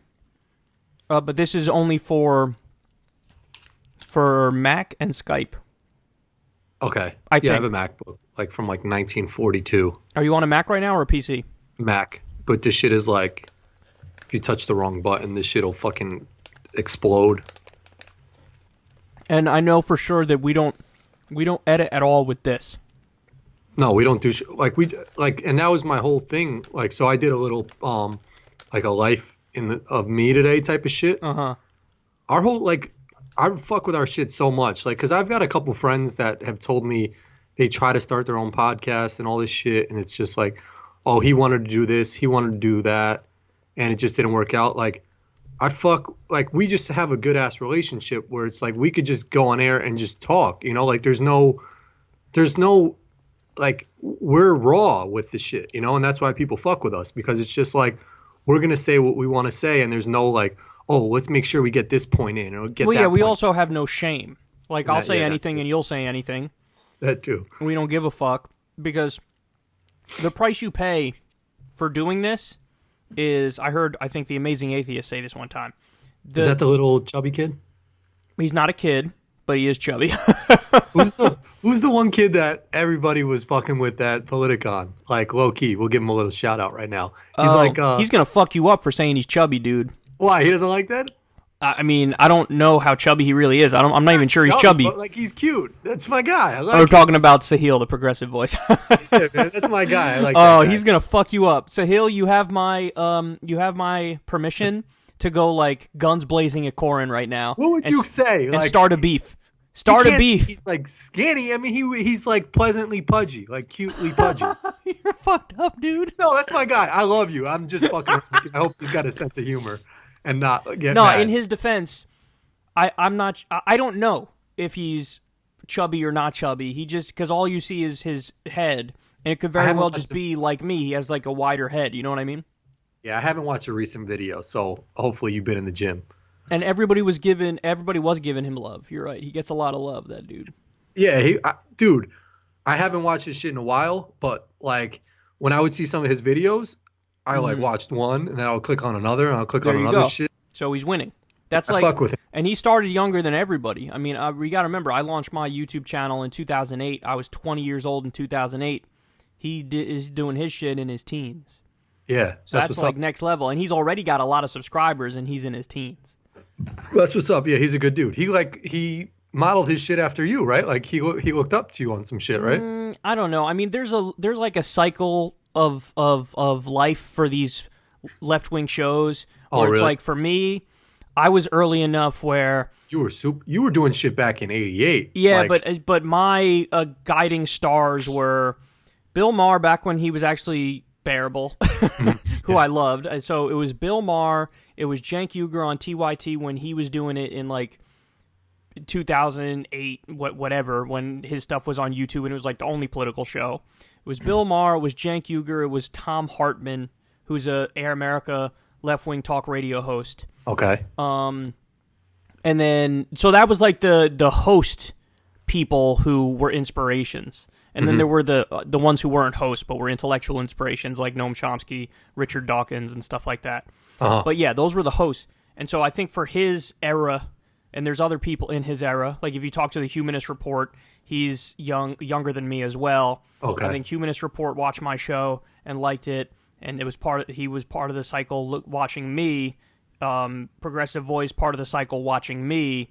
And then there's going to be a time when I'm up there enough where Like I'm Dirk not the one Nowitzki who's of the inspiring shit, or people Dwayne Wade. anymore, where it's other people who are inspiring people, you know? Yeah, it's the same shit that's going on in the NBA right now. I mean, like, there's young players now, like Trae Young plays in he plays on Atlanta Hawks with Vince Carter. He was born the same year Vince Carter was drafted. Like, that's absurd. So, like, props to Vince Carter, man. I mean, he's like a fucking freak of nature, dude. He's a freak. And He's still I don't like know, 360 dunking and shit. did you watch that the Tracy McGrady? I didn't watch the whole shit. So they talk about, Kobe even mentions, like, to this day he could still dunk like crazy. Vince Carter can. Oh, it's absurd. He's in layup lines doing 360 and windmills and shit. And he's how old? Isn't he like 43 or some shit? Yeah, something like that. All right, maybe we'll look it up. maybe even more. That's insane. Yeah, it's. But I mean, so but if he you was think about it, like 44 is not that old, is it? in basketball years. That shit is ancient as fuck. He's 42, ancient. Yeah, I guess so. I mean, that's But, crazy, dude. But yeah, so he's playing with a dude who was inspired by him, basically. Yeah, so like you're definitely not a Vince Carter yet in the political talk world. I'm the LeBron, bitch. Yeah, you're like LeBron. You're Hell yeah. Oh no, I'm not saying age-wise. I'm saying talent-wise. I know. Oh. But no, like there's people that are now technically in the same field as you, that were once watching your shit, which is a testament to you and a testament to them as well too. But it's fucked up because you don't want to create little monsters. That's where Tiger Woods fucked up. What do you mean? Tiger Woods was so good, yeah, and so inspirational that he created a whole group of fucking monsters who are coming to take. That's a good thing. But he's still around, and he still wants that crown on his head, dude. And that's what I'm saying. Like he still has that crown. He does still kind of have that crown, but it just makes for better media. You got people fighting for it. Like Dustin Johnson's a beast, Brooks Koepka's a beast, John Rahm's a beast, Bryson DeChambeau's a beast, Jordan Spieth was a beast, Rory McIlroy's a beast. Yeah, but if you hear all those golfers when they talk, like if they're good people, they show respect. They're like, no. It's not even a question. Literally, all of them are like, no, best ever. Yeah. So all you young motherfuckers, my man on Progressive Voice, everybody bow down to the king. You gotta respect Mike, the OGs in the game. Mike from the Humanist Report, Progressive Voice, David Dowell, Rational National. Yeah. Everybody bow down, bitch. No, I'm just kidding. I love you guys. No, but like you gotta show love to the OGs, and that's just what it comes down to. But there actually is a question as to, like, because I'm just one generation before Humanist Report for sure. Arguably 2 generations before Progressive Voice. You know what I'm saying? Like, it's not like... but that's still a big gap. Like that's... You're right. I feel like the time frame of politics is not like basketball where it's like 15 years. A lot of shit goes down in 2-3 years. Like you could have covered a presidential shit that they didn't touch upon. Like they might have not even been voting when like you were covering some shit that had, like you're covering wars and shit like that. That's a good point. That's a good point. Like I was even interested in politics. An extra 3-pointer than them. I was already deep in politics for, the Romney-Obama election. Hell yeah. Like again, I started my YouTube channel in 2008, so I was seriously into politics by 2008 already, and that was when Obama got elected. So that was Obama versus McCain. That was the first one. Yeah. But I was even into it 2004, Kerry versus Bush. I was still into it. Not as much, obviously. But the Iraq War, that's honestly one of the major things that shaped my worldview and politics is like basically really paying attention to what was happening right as the Iraq War was happening. And the more you read about it, the more you were like, this is fucking insane. Like, this is insane. Yeah. Yeah. Yeah. Like being in that, during that time with like following shit live, the mission accomplished and then like finding out we invaded the wrong country and like the whole Osama bin Laden shit and then Saddam Hussein shit. Do you remember when bin Laden was killed? Do you remember when that happened? I don't it wasn't one of those memories that, like I remember what I was doing. Oh, you don't? I do. I remember what I was doing. What? I was in my car driving to my mom's. And you heard it on the news or like the news came over or some shit? I heard it like on the radio or some shit. I think I might have been like watching ESPN or some shit, and they even reported it. Reported on it. It didn't The Rock get some like early information. I think The Rock got some early information because his boy was like a Navy SEAL. Seriously? And he tweeted like hours before the news broke. He tweeted something like "Never been more proud to be an American," and with like a flag and an eagle or something. What? Yeah, and then so like he knew before anybody knew, and people were like, "What are you talking about?" And then hours later, they're like, "Oh shit." What a weird situation that was, huh? Like, they killed him, but then they just got rid of his body immediately? Yeah. They were like, if we showed his body, then it would have led to fucking a backlash, or I was like, what? What are you guys I'm surprised there's no, like, conspiracy theories on that I'm sure there are, dude. Oh, there has I'm sure. right? Tee up Alex Jones on that one and watch him go. Didn't they put him in the water to float away or some shit? Well, that's what they said. It's like, okay, we killed him, and then we literally... like tied a rock to his feet and dropped him in the middle of the ocean to get to the bottom of the ocean. Like, that's what they said. But then people were looking for him and shit, right? And they're like, no, wait, you're not going to find him because we didn't actually do that. I don't know, man. What the fuck? And then there was I'm coming to think about that shit right now. Like, and then there's that Navy SEAL who was trying to like get all the adoration for it. I remember that. And then other Navy SEALs were like, that motherfucker wasn't the one who pulled the trigger. He probably was the little bitch in the corner. No, I can't call a Navy SEAL a bitch. I'm shit. My fault. They'll fuck us up, dude. I want to see guy who killed bin Laden. Imagine just like being at bin Laden's house that night. No. like they were all just chilling according to reports. Like they went into a room and they were just women chilling in a room and shit. Like, imagine we were just. Well, that's like what happened when that card spot got raided that I was at. Like, I was just chilling, and then the fucking cops just kicked in the door and thankfully they didn't shoot you though. Everywhere. They shot pellet guns, and the dude jumped out the window. Dude jumped out the window, but they shot pellet guns? Like they popped like little they were it was a real gun with like a blank round in there.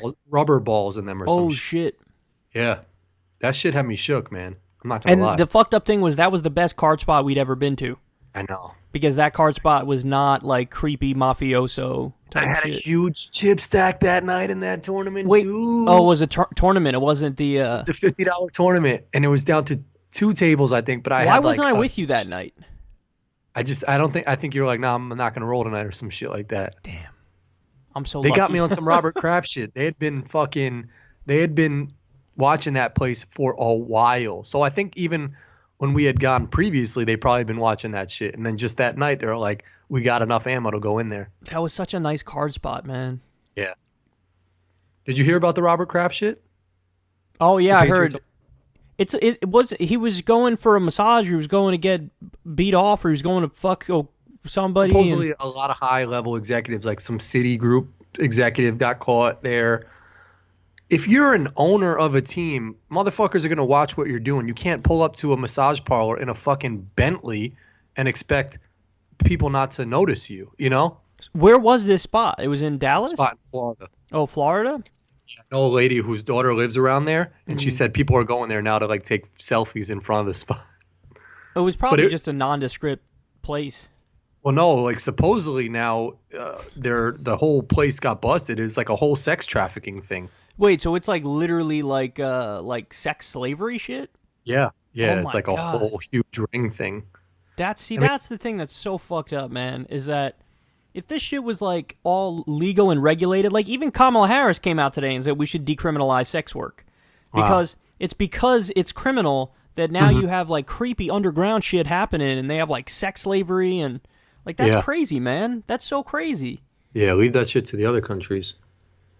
Legalize that shit. The guy who killed bin Laden is It wasn't Chris Kyle, right? That was no, it wasn't that guy. It's I just typed in it, Rob O'Neill.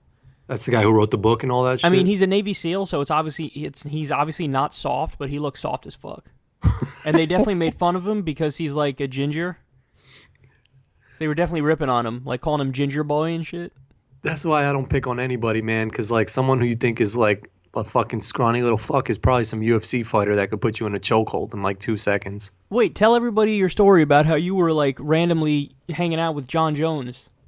Oh, he came to my college one night and he was at my boy's house the whole night, like getting fucked up. So when you heard all the stories about him doing like cocaine and shit, you were like not surprised at all? I wasn't surprised one bit. So this was before he really blew up, and when it was like iPads were like the new shit, and he had a whole back seat full of like fucking iPads. It was insane. For some reason, I don't know. Maybe he just signed a deal with Apple or some shit. But like his whole back seat. What a random. This sounds like more like a dream than the real world. No, the shit was true. So then we were at the same bar, and my friend actually lived with like 7 girls. And he bought all of them a shot at the bar. One of them didn't want it, and I'm standing at the bar, and he takes the shot and hands it to me, and he was like, "Yo, take this." So I took the shot, and that's all I remember from the bar. But then I remember we were in the pizza spot next door, and he was like obliterated, and he was eating a slice of pizza like a stereotypical drunk, like fucking white blonde girl. He was just like. And this was this when he was already Jon Jones, or was it like he's a nobody? It was like my boy was like, this guy is gonna be like the next like the huge, like he might have won one fight or something like that, but he wasn't Jon Jones yet. He wasn't John. He might have won some shit to make him like popular, but he wasn't like the fucking huge Jon Jones, because I didn't know him or anything like that. But a couple of my friends who were into the UFC were like, what the like that's Jon Jones, you know, like people were amazed by it. But then he so fucking crazy. blew up. But he was from Binghamton area, which is 30 minutes south of where I went to school. We should have mentioned this when we were on Rogan, because I'm sure I'm interested what he would have said. Oh, like, yeah. Like how he knows Jon. Does he know Jon that same way, or is it I don't think I think I've heard him talk sometimes. I don't think he was really surprised when he heard about the drug test and all that shit. Like, I think people know that he probably liked to party a lot. So is he still fighting, or wasn't he in legal trouble too? Yeah, he was allowed to, well, I think like one of the states wouldn't let him fight or something like that because of the whole steroid thing. But he came back and fought and won. I mean, he's still a fucking beast. And like he was a state champion wrestler. Like, his brother plays in the NFL. He's a savage, but like it's strange that he feels that, you know, he probably thinks that the performance enhancing shit puts him over the edge or something like that, but he definitely doesn't need that shit. Do you watch the UFC at all or no? No, I'm not into it. Yeah, I'm not really into that either. I could watch a boxing match, but I'll watch boxing before UFC. I don't get enjoyment out of seeing people like beat the shit out of someone else. Yeah, it's still a lot of that, right? It's not, but I'm sure there's a lot of jiu-jitsu those now too, right? Like where they tap people out instead. But the whole craze is like I don't want to see someone get punched in their face where their eyes roll back in their head and then they're unconscious. Like, that's not. I don't like any of these videos of like someone hitting their head on concrete. Like, to me, that shit is not enjoyable. Oh, I can't watch. There's no way I can watch people getting hurt. Fuck no. I want to see Joy's shit, man. I want to see a cat, like all the cat lovers like eating fucking marshmallows or something like that. I do like animal videos. You can't go wrong with like cute animal videos. Oh, fuck like no. Little dogs or cats or whatever. Yeah. Doing some cute shit. I'm trying to get the cat lovers back into my YouTube channel. So I know I saw you say that somewhere. It was either on Twitter or in the comments section or something. I think the comments, one lady's picture was like a cat and her fucking name was like Meow Time or some shit. And I was like, yeah, it's a cat lover. And then they responded, fuck you. I'm here to dislike the video, asshole. Oh. Yeah, but Corin's World, check that shit out, man, and subscribe. Like I said, if we get fucking at least 15 to 20,000 views on this shit, there's got to be fucking 1,000 people that can go subscribe to my shit. Yeah, I think if you keep mentioning it here, man, people are, since we started doing the podcast, you gained 5 subscribers. That's what's up. Yeah. And this shit hasn't isn't hit even yet. Posted yet. And this hasn't hit yet, exactly. So yeah. And you got 2,200 on your introduction video and 771 on your first video. That's what's up. You would think that's pretty solid? I mean, dude, I was telling you when you launched it that when I did my first video, I'm not sure I cracked 100 views on that video for 2 years. Damn. Like, people really don't get it. I'm gonna see if I can find the statistic, but it's something like 90% of YouTube videos never crack 100 views or something like that. Fuck. You heard that? Let that fact settle in for a second. Yeah, what was it? Like 90% of YouTube videos never crack 100 views. Wow. How many? I do have one video. I wonder if I could do this. There's a video of me from Cobleskill doing a Night at the Roxbury parody. If I can take that video and put it on my channel. Yeah, you should try to find a way to do that. Oh, really? Yeah, I'm gonna look into that shit because that shit got like a couple thousand views on it. It was like for some kids like movie class. Okay, wait, here we go. My fact was way wrong, but I'll give you the real fact. Okay. Half of YouTube videos get less than 500 views. So both of your videos that you posted so far are already in the top 50% of YouTube videos. Damn. Isn't that crazy? Yeah, it is. That's so crazy. 53% of YouTube videos have fewer than 500 views. About 30% have less than 100 views. Jesus. I feel like a subscriber is so hard to get to. It's not like a follower on Twitter or some shit like that. I mean, it depends. You have an advantage over somebody randomly starting a channel. Oh, I know. Yeah, I mean, you have this podcast, and so you're already kind of known, and people who watch this will be more than willing to just go click the subscribe and watch your videos on your channel. So, yeah, you actually got like a really good leg up over anybody else who's just like kind of randomly starting a channel, you know? Yeah, I mean, because literally got to be tough for people that. When I started, you're shouting into the wilderness for your first. I still remember there was a time when I had started the YouTube channel, and like nothing happened. You just post it, and it gets no views at all, like zero. You're sitting there and it has 0 views. Yeah, and you're like, damn, what do I do? And I remember talking to my friend Brian. And he was like, I'll make like 8 accounts and just watch them and subscribe to it. And I was like, go for it. And then he did. And he named them all funny names, and I was laughing so hard. One of them was John Silver's ass or something like that. Like, Long John Silver's ass or something like that. I still remember, and I say this I've said this before, like, when I used to help with the secular talk shit, and there would be that little chat room in the corner. Yeah. It'd be like guest 1467 it was all 96543. I'd be like, I think that's my dad in one of those shits. Yeah, that's like, the Blog Talk Radio thing. Yeah, and it would be like Blog Talk Radio. Does it still do that? Yeah, it still does. Yeah.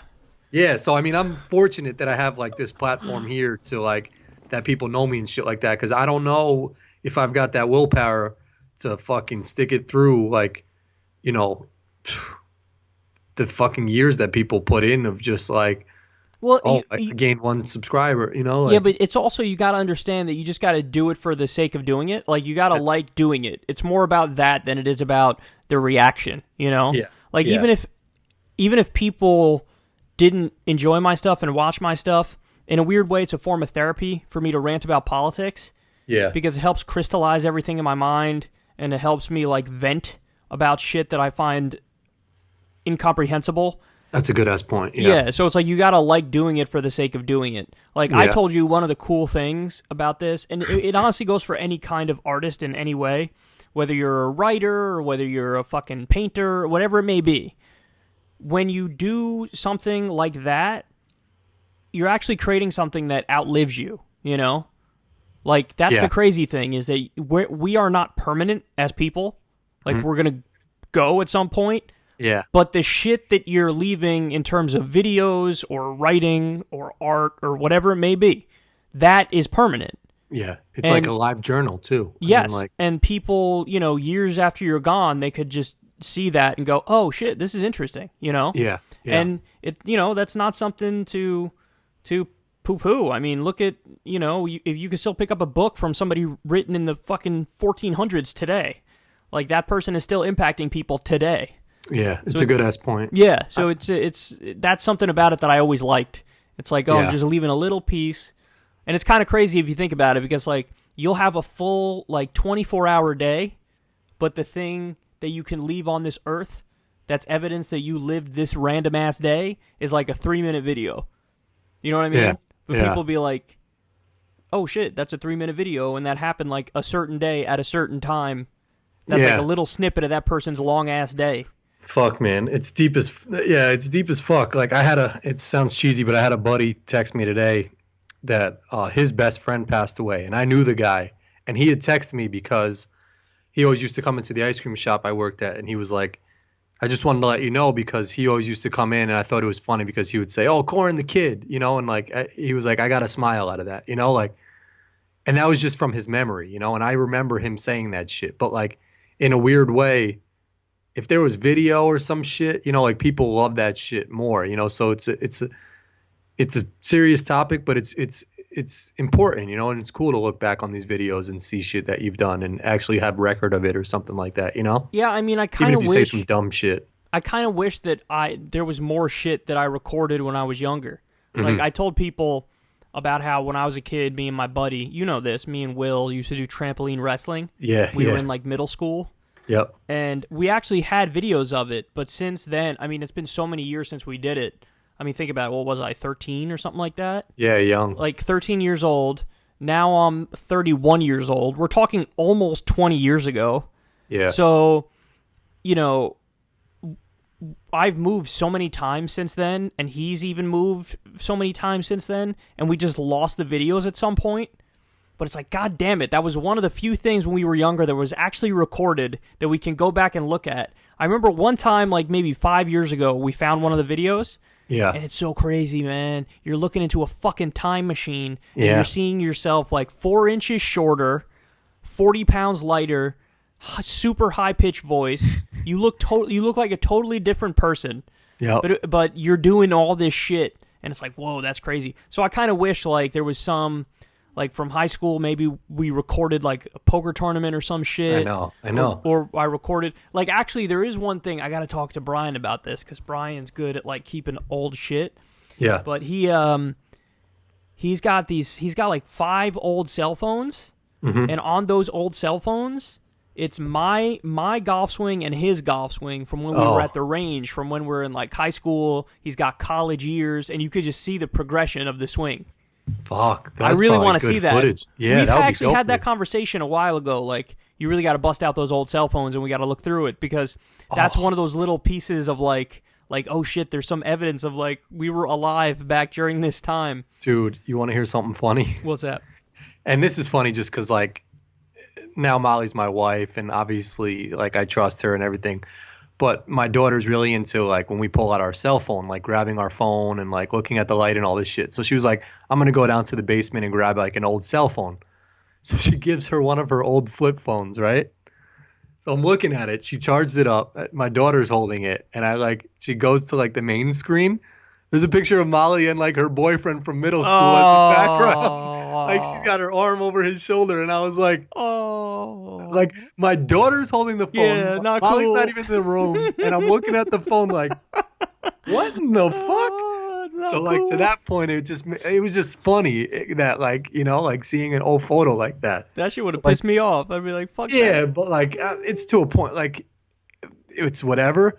But like I'm sure on old phones like that, there's pictures of like me and Sal, I won't say his last name, Big Sal, like probably doing a bear hug in like the Albert Leonard locker room or something. Yeah, I do want to see but I'm such an idiot, dude. I'm one of those people that I always downsize shit. So like I probably deleted mad unnecessarily shit. You know what I mean? But you've probably got epic pictures on there of like girls' booties and stuff like that. You know how we were in middle school? You probably just took a picture of a girl's booty and we're like, No, I never did that. Imagine if I did that, I'd be fucking arrested. Oh, yeah, we didn't do that shit. They made that illegal too, New York City. I think like upskirt photos or whatever. Oh yeah, I heard about that. I was like, that wasn't illegal before. Like beforehand, you could have just tried to take an upskirt picture of somebody. That shit is dumb illegal. Like I don't. Yeah, you're right. I don't know how that wasn't. And that's like what was it, North Carolina or some Virginia or some shit like that? Like they finally banned like hanging people from nooses or something, and everybody was like lynching. Yeah, like they made it a separate crime. Obviously, murder was always illegal, but they made it its own category. Yeah. It was like that hasn't been you've been allowed to do that. Yeah, that's crazy. But anyway, I didn't even get your reaction to Bernie announcing. I'm ecstatic. You texted me that morning, I think, right? Did you text me that morning? I think you were like traveling or something, right? And then you found out when you were traveling, or were you home when you found out? I might have. I don't. Yeah, I might have been in New Orleans and then I got back and found out or something like that. but it's just like he's in a league of his own. Like, it sounds cheesy, but like these other people are just like peasants to him. Like, the amount of money he's raised, the amount of people that like are behind him, like all these other people just seem like little children, you know, like, and he's just on a level where it's just like, I'm here doing my shit. You guys could stay padding around in the water and going on the fucking View and like talking about like going on the Breakfast Club and talking about like, you know, Tupac Shakur and like whatever, this and that, hot sauce. I'm going to be up top here actually getting shit done. You know, like, you guys have fun, but I'm like, he's on a different level, and I fuck with him like that. So I'm on the Bernie train 100%. Like, I'll be one of those people. I don't know. I'm not nitty gritty in like all of his like foreign policy shit like you are and all that stuff. Like, I fuck with Bernie just because he's raw and I trust him, you know, like, and I think he's a good-hearted person, and I think that's what we need in office. Someone who's actually genuinely cares about working hard, you know, hardworking people. Yeah, what I like is that he's a fighter because, yeah, and I covered this story recently. Elizabeth Warren, like, she did an interview with TYT, and she was speaking about Medicare for all, and she said something like, "Yeah, I support Medicare for all, and there are a lot of bills out there that are all trying to get to the same place, which is like universal coverage for people." And it starts talking about all the other options. There's like Medicare for all, there's a public option, there's Medicare expansion, there's, you know, lowering the age to 55, lowering the age to 60. Like, she talks, and she's like, oh, you know, we have all these great plans, and the Republicans don't have great plans. And I was listening to her answer, and I was like, that's actually such a bad answer, because you're pretending like there's Medicare for all, and then there's these other 5 options which are just as good as Medicare for all. And it's like, no, those other 5 options are fucking shitty and protect the health insurance companies. And then one option is good, and it's the one that takes on the health insurance companies. And like, it was just like a wishy-washy, waffly answer about how Democratic plans are good and Republican plans suck. Meanwhile, think about Bernie. He would never say that. Bernie would be like, no, the answer is Medicare for all, and we got to fight to get Medicare for all. And like, I don't think Elizabeth Warren, even though I like her, I don't think she's ready for that fight as much as Bernie is. Like, Elizabeth Warren is not ready to like take on powerful interests, whereas Bernie's like, no, that's my whole existence is for that. Like, that's what I'm here to do. I'm here to take on powerful interests, and I'm here to try to get the right things implemented. So you know for sure that when he gets behind closed doors and he has meetings with like top policy advisors and fucking officials and stuff, he'll get his shit done. He will fight however he can to get the right thing done. Whereas with her, you're worried like she's gonna like maybe compromise away a lot of important shit. You know what I mean? Yeah. So I think that's like the biggest difference between them. Yeah, because I mean, Elizabeth Warren at one point, and I don't know what happened, but she was like the hottest shit ever too, right? Like, everybody wanted her to run. Well, and she's always been one of the better senators, you know? She's always been like, she was dragging Obama to the left on a bunch of issues. Yeah. And that's when she really came into her own, was during like the Dodd-Frank Wall Street regulation negotiation. I don't know if you gave any predictions or anything like that, but could there be a Bernie Warren ticket or some shit like that? Sure. Oh, really? In fact, if I was in Vegas and I had to put a bet on it, and I had to pick one person to be president and one person to be vice president, and I could only make one pick, I'd say that's most likely. Is Bernie as president, Elizabeth Warren as vice president. That's my guess. Yeah, that'd be awesome. Yeah, I mean, he's the favorite, for sure. Yeah. For sure. And then the second, if Biden jumps in, he's going to get destroyed, and it's going to be laughable. Like, because the media's putting him at number 1. And if he jumps in, because the polls show he's at number 1, but those polls oversample older Democrats, so they're going to skew in the Biden direction. They're going to skew in the more centrist direction. Whereas Bernie, he gets all the support of young people and independents and everything, and he's got the real grassroots support. So, but every other time Biden has run for president, he starts talking and his numbers start dropping. Very similar to Hillary. Like, the idea of Joe Biden is better than the reality of Joe Biden. Yeah. Same thing with Hillary. The idea of her was not bad, but then when she started talking, everybody was like, ugh. That's my YouTube channel in a fucking nutshell. No, it's pretty good so far, man. It's pretty good so far. The idea of it is fucking up, phenomenal. No, it's good. I think you should just let everybody. It's called Corin's World, so let everybody into your world. Yeah. You know? That's what I'm gonna try and do. Yeah. I actually like that. I've never really done that myself as a YouTuber. Like I haven't done the, okay, this is me in the morning and I'm prepping to go do X, Y, and Z, and then I record. Okay, I just did X, Y, and Z, and now I'm going to talk to you about it. But I've seen people who do that style of a vlog, and I'm like, oh, it looks pretty cool. Like it's kind of cool that they just kind of did a diary their entire day, like a video diary. Yeah, I got to get more comfortable because I even try to hold the phone when I was like, walking in the city today, and it's just, it's uncomfortable for me right now to be like talking to my phone as I'm walking past people and shit like that. But it's just something that you'll get used to exactly. that. But also get the thing that you don't shake anymore. Get the stand. Yeah. That'll help for sure because people are going to mention, oh, it's shaky, but it happens sometimes. So if you get the thing, it'll shake so much less. Yeah. Yeah, I think people fucked with the LA videos, like when you were just behind, like people fucked with your behind the scenes because it was something different. They were fun. Into your life a little bit. Those were fun. It was me and you behind the scenes in LA. Those were good. We'll do that next time we go to LA. We'll do the same thing, and you'll have a lot of videos for your channel. Oh hell yeah! Hopefully, like if I ran to fucking Craig Robinson again, I'd pull my phone out right there and get that shit live. You talk to Rogan on camera. I'm sure he'd be willing to do that for sure.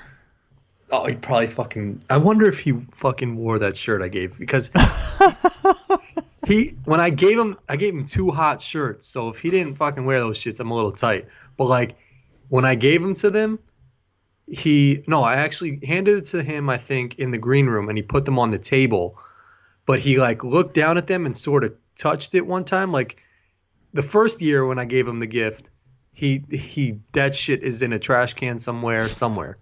He didn't even look at it. But this year I saw he glazed down at the shirt and like was like, oh, like he had a thing in his mind like maybe I'd wear that shit. That's good. So, he probably wore it. Fucking wore that shit. He probably wore it. Imagine. Well, I mean, if you kept watching his podcast, maybe you'd see him wear it on one of the podcasts. I know. Yeah, that's true. You'd get so hype if you saw him wearing the shirt you bought him. Oh, I'd be. Yeah, I mean, like, and it's. I didn't want him to think it was for some like because I'm sure a lot of people give him shit and want him to promote it or like. Yeah, and you were just doing it because you're nice. Yeah, I genuinely thought he would like that shirt. Yeah. I like how I was the one who was invited onto the podcast, and you're the one getting him gifts. Well, no, I told you could give it to him. No, but I wouldn't do that. I don't want to take the credit for something I didn't fucking do. But like, I don't know. Because I saw once he tweeted about a pair of running shoes that I know. So I was like, let me get him some shirt that's, the same as the shoes. Yeah. But whatever. He probably jerked off in the shirt and threw it away. Gave it to his dog. It's funny how I'm like ungrateful. I didn't even like think of, I'll get him a little something for having me on. No, I mean like just going on his show. He's super grateful that like you go out there to do his show. So. Like he's going to be at the Borgata in the middle of the summer, June or July or something like that. Oh, the spot in Jersey? Yeah, the Atlantic City spot. I was considering maybe going because could watch the show, but then also play cards because Borgata's got like the best poker room in anywhere. Yeah, that could be dope as fuck. Yeah, I'm thinking about it. But it is When's 3 that, hours the middle away. Of the summer?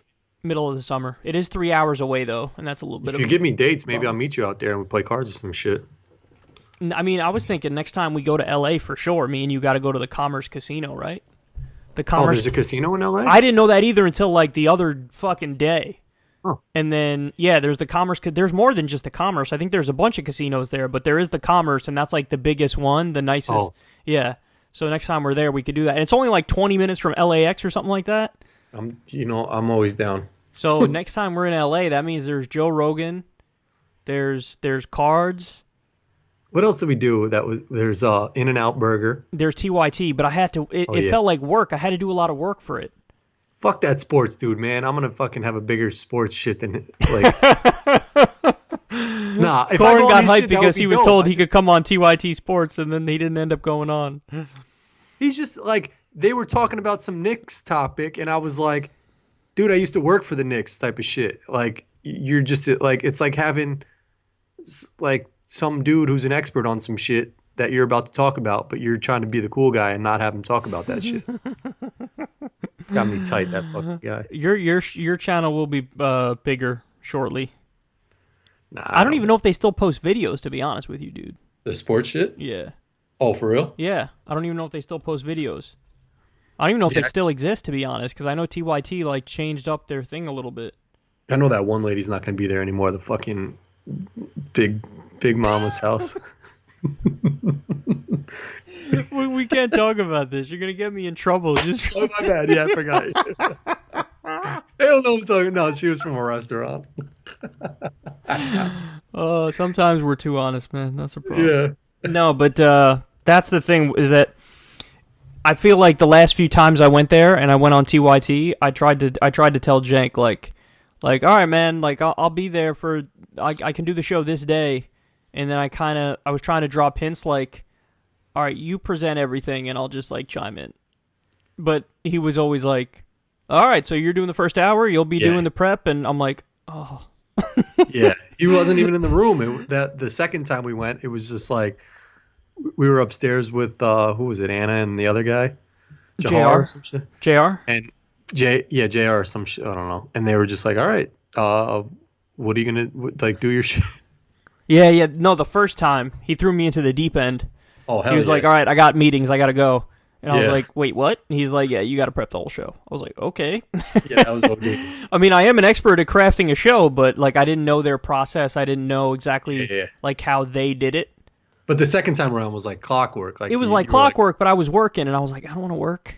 Yeah, it's true. But you were more comfortable in it, where you were like, we're doing this, and this. Whereas the other one, I took command, and I was just like, I know this is exactly how we're doing it. Yeah, that was gangster. There was one time, the first time that I had to ask, like I asked him permission for something, and he was looking at me like just do your shit how you want to do it, and I was like, all right, I'll do it how I want to do it. Yeah, but I just want to. They fuck with you. It's a symptom of my laziness, though, where I was like, no, I feel like I'm here, and I'm in your house, so you gotta make me dinner. You know what I mean? Yeah, I'm just here. I'm just going to chime in every 8 seconds and say something. But, like, you do the heavy lifting. Yeah, that's a good, like, yeah, I'll put my dishes in the dishwasher or whatever you want to do, but, like. But you got to wash it. It's your house. You got to wash it and put that shit away later. Yeah. Oh. Yeah. Anyway. I think we can call it a night. Damn, it's only almost been 2 hours. It's fucking long. I did not expect that. I was expecting like a 1 hour, 25 minute when I looked at the clock. What do I got to do now? I don't even know if I have any shows to watch right now. I've been watching Crashing on HBO. I love that shit. By the way, I fucked with your conversation with Molly. Oh, for real? Yeah. For people, if you're going to check out Corin's YouTube channel, his first actual video is him and his wife Molly talking about the same debate we had on this show. Where we were saying, because I knew that was like a hot topic, like people were chiming about that. Well, yeah, the argument is, what's the common courtesy if you're like husband and wife, boyfriend and girlfriend, or whatever, roommates, whatever it may be, where one person wants to watch the TV and it's nighttime and the other person wants to sleep. What's the general, like, what are the rules in that situation? Now, my opinion is the TV's allowed on. Like, if the person wants to watch the TV, they get the last say on that because that's, like, they want to watch TV. But the compromise and the trade-off is the volume is almost, like, by law, got to be however low as the person who's sleeping wants it to be. Like, they could even hit you with the you got to keep it on 5 shit. And you got to be like, all right, I got to keep it on 5. So that's the rule. And then the other rule that I have is it's got to be, like, when you finally do go to sleep, you got to turn it off. You know what I mean? So that's the rule in my mind. What's that? You're even nice enough where I don't put some war shit on. I don't put like some zombie shit on. It's some positive shit. So then you're really nice then. That's another step of like, I got you on, I won't do anything, or things with a lot of flashes. Yeah. Stuff like that. So yeah, okay. So that's my rule. Molly's of the opinion like, no, when it's time to sleep, it's time to sleep. So I just want to go to sleep. I don't want anything stopping me from going to sleep. Yeah. But what was interesting was in the comment section of that video, it was like 50-50. Yeah, it's still 50-50. Like people texted me like there was couples that we know out here texted us and we're like, one was like, he could sleep with it on. I need it. And I like, it really is a torn subject. And my argument is, why the fuck are TVs in a bedroom a thing then if you can't watch them at night? Like, it's a universal thing that when but she even agreed with that though. She kind of one-upped you on that with the checkmate move because she was like, "That's right. Why are they a thing in the bedroom?" So in other words, like, yeah, we shouldn't even have it in the bedroom. Yeah, like she agreed with your point in service of slapping it down. That was kind of gangster. It was, but like I can't. You like, why do we work a fucking Monday through Friday, 5 days a week? I don't know. We just do the shit. Like I'm not the one who invented TVs in fucking bedrooms. But they're there, so while we got them here, let me live.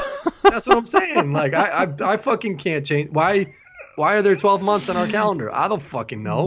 There's one commenter who I got to give props to, and I'm giving props to them because they gave it to me. One of them was like, "Dude, I got to tell you, I think Kyle was actually the most right, and Kyle, you're gonna end up like if you guys really wanted to come to a resolution on this shit, it would end up with you watching some TV on your phone with the earbuds in." Dude was like, "That's the best option," because she seems dead set on like, don't fucking watch it, and you're dead set on I have to watch it. That like now, since she's giving you no wiggle room on watching it, your only out is, well, she can't say no if I'm like watching it on my fucking phone. I know, but one, I can't get all the TV stations I want. Like I want to hold a remote and change some shit. Now you're bugging a little bit. but you want the full experience. Hold my phone right here. Like I gotta hold the shit. Well, my phone has like a little stand thing on it. Yeah, but in the bed while you're like put it on your crotch? Put it on your chest. Oh. That's asking too much. Like I don't have a pencil to open this, but if I were to... No, yeah, I know that, like the little slant. Yeah, you shit, can like pop out the angle. back. Yeah. Yeah, you can pop this thing out here. Nah, she's got to, there's fucking, and I said, there's compromise in a fucking marriage, and there's no compromise. But yeah, again, Molly is very clever with her comebacks to you. I noticed that. Like she's done some jujitsu on this. She's a fucking black belt karate. She knows that. Okay, wait. What did you? Oh yeah, because when you brought up the compromise point, yet again, you know what she hit you with, right? In response, no. She's like, right, yeah, marriage is about compromise. So that's why you're not supposed to watch the TV when I want to go to sleep. You just fucking reverse Jedi. So she just threw it right back on you. Like, yeah, no, exactly. Compromise. That's right. Go to sleep. What the fuck's wrong with you? Yeah, she does do that shit. Yeah, every time she responded, I was like, damn. She just hit you over the head hard with that. Yeah. She's a fucking Jedi warrior with that shit. Man. Yeah. And you just ended up going along, but you did end up saying that she let you a few more times recently watch it. She's starting to be more open to it because ultimately, if she allows it, and this is what happens with everything, parents who are protective of their kids dating a certain person, they're not going to want to date that person, or they're going to want to date that person more. But if they're just like, all right, go ahead and do it, you become more lenient to that shit. So now she's been saying you can do it. But when I get into bed, I'm usually tired as fuck, and I'll watch for like 2 minutes. I end up turning the shit off anyway.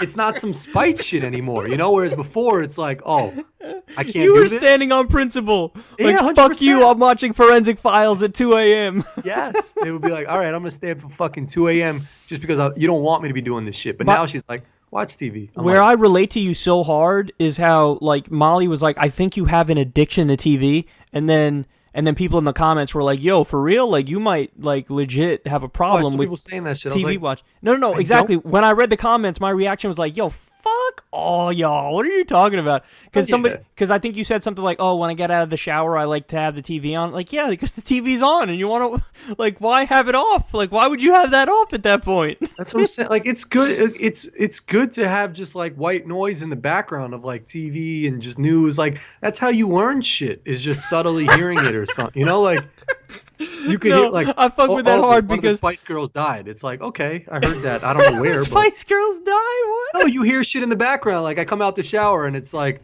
oh, blah, blah, blah, blah, blah. And then it's like later on the day, I'm like, I heard somewhere that it's going to be 90 degrees tomorrow. No, everything that you say you do with TV, I do, and maybe even sprinkle in a little bit more TV watching for me.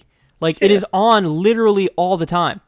This entire podcast, the TV has been on. I have a TV right there that's on. Me too. Same. I don't even know what this show is, but it's like a black dude and some Asian-looking lady. He's in a cop uniform. But I'll watch this shit when the show's over. I'll turn mute off and get into it. The only time I don't watch TV, like I don't actually fall asleep with it on anymore. I wait until I'm super tired and then I turn it off and then I fall asleep. Yeah. But other than that, all the time, that anytime I'm actually in the studio or home, it's on. 100%. It's on all the time. You know? So, like, this idea, the idea that, like, oh, that's a problem or that's wrong. Like, no, it's just, like you said, it's just a thing that is. It's just a thing that is, because even gyms or stores, the first thing they do, they turn the lights on, they'll put the TV on. TV on. Like, it looks like shit is closed or stuff is not open yet when that's the same thing. Yeah.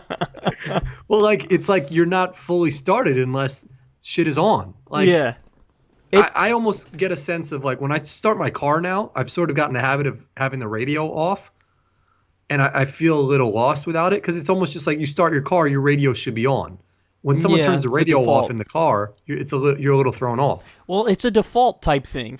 Like, Rogan made a good point about tattoos. When anybody would ask him, like, why do you have so many tattoos on your arm? He's like, why is blankness better?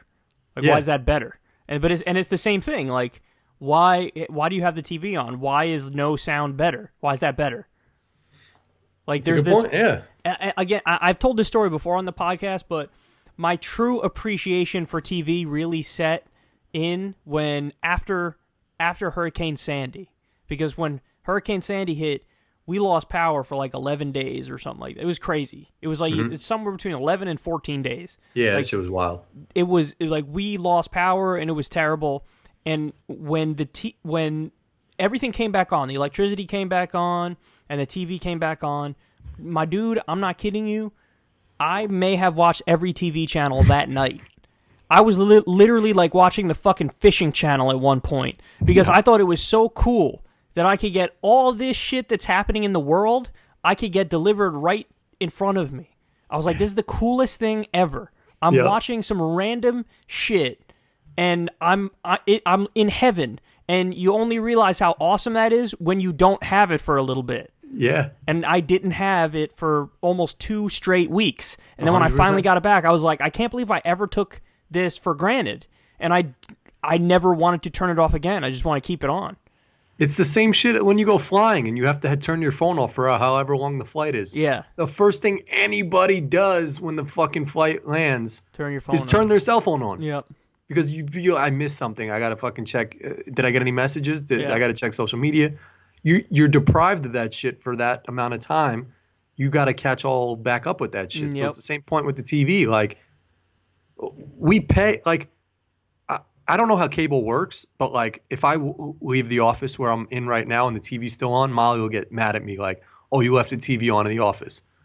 I don't know. Do you pay more if your TV's on as opposed to, like, obviously your electricity bill will be more? Yeah, I think that's it. The electricity thing. That's what it is. Because I think you're going to pay the same for whatever package for your you cable. got. Yeah, for exactly. your cable. Yeah, it's more the electricity thing. But I'm sure if you fucking ran electricity line numbers or whatever, I don't think it can make that much of a difference if I left the 5 TV cents on. by turning it off? That's what I'm saying. But you weren't going to leave it on all night, were you? You weren't going to leave it. But like sometimes I'll like just leave it on and I'll run out to like Wendy's or some shit and she'll be like, you left the TV on in the office. And I'm like, it probably was 2 pennies that I fucking left for that. And how far away is Wendy's? Was it only like a 20-minute? That close. Yeah, okay. Yeah, no, I can't. I kind of do what you do too, but I don't feel as confident about what I'm doing. Like, I always feel like I probably should have turned that off. But what I do... Me too, I agree with you. But what I do is I always have on, like, 1 or 2 lights in the house,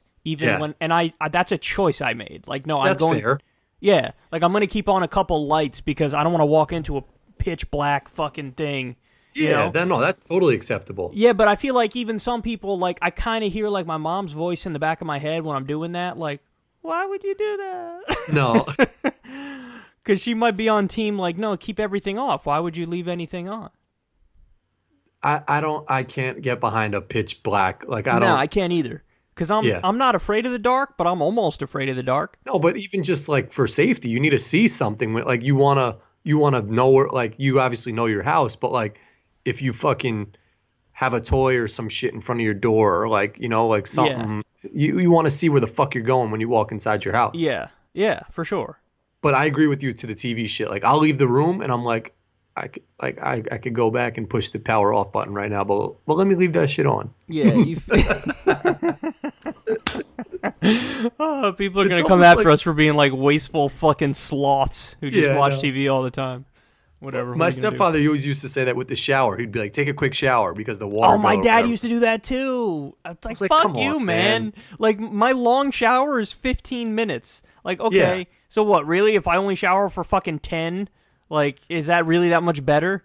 They used to yell at me about the water bill. Like, I get it. Okay, I get it. But still, like, it's not like I'm showering for an hour. It's not like I'm showering for 45 minutes or 30 minutes. You're doing it once, maybe twice a day, you know, like. No, once. I was doing it once a day, and it would be like a 15-minute shower, and my dad would be like, hurry up. I know. Like, that shit used to, like, he used to come and knock on the door, like. Damn, he knocked on your door, son? Yeah, and I would be like, he'd be like, let's go. And I was like, come on, man. Like, this is your stepdad? The one time we're chilling. Yeah. Oh. He was the fucking. Man. I'm going to have a talk with him. I'm going to talk him out of this one. I still get out of him, like, to today. He would be like, save the hot water. Let's go. Did you have, like, a shitty hot water heater or something? Was that part of the problem or no?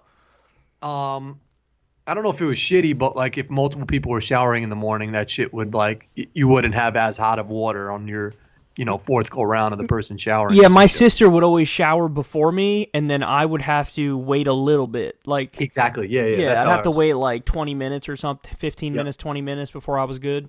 Yeah. It's crazy that, like, even at, like, such a sophisticated level of, like, where we lived in with a house and a water heater, we still had to do that. Yeah, that is crazy, isn't it? I went to, like, Colombia. No, it was DR. And I've said this before, but, like, the shower was going and the water pressure was terrible. But then just randomly, the shit would just be like. Yeah, you lost water pressure. It would just be a drop of water that I had to finish showering with. What would you rather, lose water pressure or heat? I'd rather lose water pressure than heat. Lose water pressure or heat? Yeah, water pressure is the drip. So, like, you can still be warm, but it's dripping. That's miserable. Dude, trying to fucking bathe in a drop of water was the worst thing I've ever done in my life. Yeah, but if it was freezing cold, you wouldn't want to be in there at all. Sometimes that freezing cold shit is sort of refreshing as fuck. Super bugging on that. The only time I've ever done cold showers is a blast at the end. Just like boom, boom on a blast shit. I can't stand in cold water. It needs to be warm for me, yeah. I don't do it often, but I have before, just like when it's hot out or some shit, and that shit is refreshing as fuck. There was one time I may have almost had like a heat stroke, and really? I was running sprints at Roosevelt Park, and my buddy's house was right next to it. Mm-hmm. And I ran a bunch of sprints. It was like 95 degrees outside. I was like hyperventilating hot, sweating, beet red, and I walked to my friend's house. I barely was able to get a word out, and I just walked and fell into his pool. And I never go swimming. Like, I'm not a swimming person. I'm not a fan of swimming. But I had to do it. I couldn't. It's like I couldn't cool off. My body was trying to cool off, and I couldn't. I was like on fire, and so I went in and fell in, and it was literally the most refreshing feeling I've ever had in my life. Oh, I'm sure it probably felt like heaven. It like instantly, like I was feeling physically sick because I was so hot, and then when I got in the water, instantly all the nausea left, all the problems left, and I just felt better. It was amazing. Yeah, it was amazing. I'll never forget that experience. Yeah, that probably was such a good feeling. But anyway, all right, we got to wrap it up. It's 2 hours and almost 15 minutes. All right, guys, we love you. What's the Skype shit? Phone record or some shit? Oh, I'll text it to you when we get off. Okay. I think it's called Call Recorder. Okay. But anyway, we love you guys. Check out Corin's YouTube channel. It's called Corin's World. I'll leave a link in the video description box below. Don't go to the little redhead. He's got like 3 videos. Show him some love. But say hashtag Kyle is better in the comment sections. I want to see who came from here. I don't want to be the Keenan and he's Kel because I'm going to be jealous and I'll end up on SNL. But you're going to be blackballed then. And Kel hasn't had a job since Keenan and Kel. I know. Well, no, but he'll make a comeback. I'm sure they'll do another Keenan. I love that guy. I really wish SNL hired him because he's a cool dude. He's my favorite. They should. But anyway. All right. Love you guys. We'll talk to you later. Peace.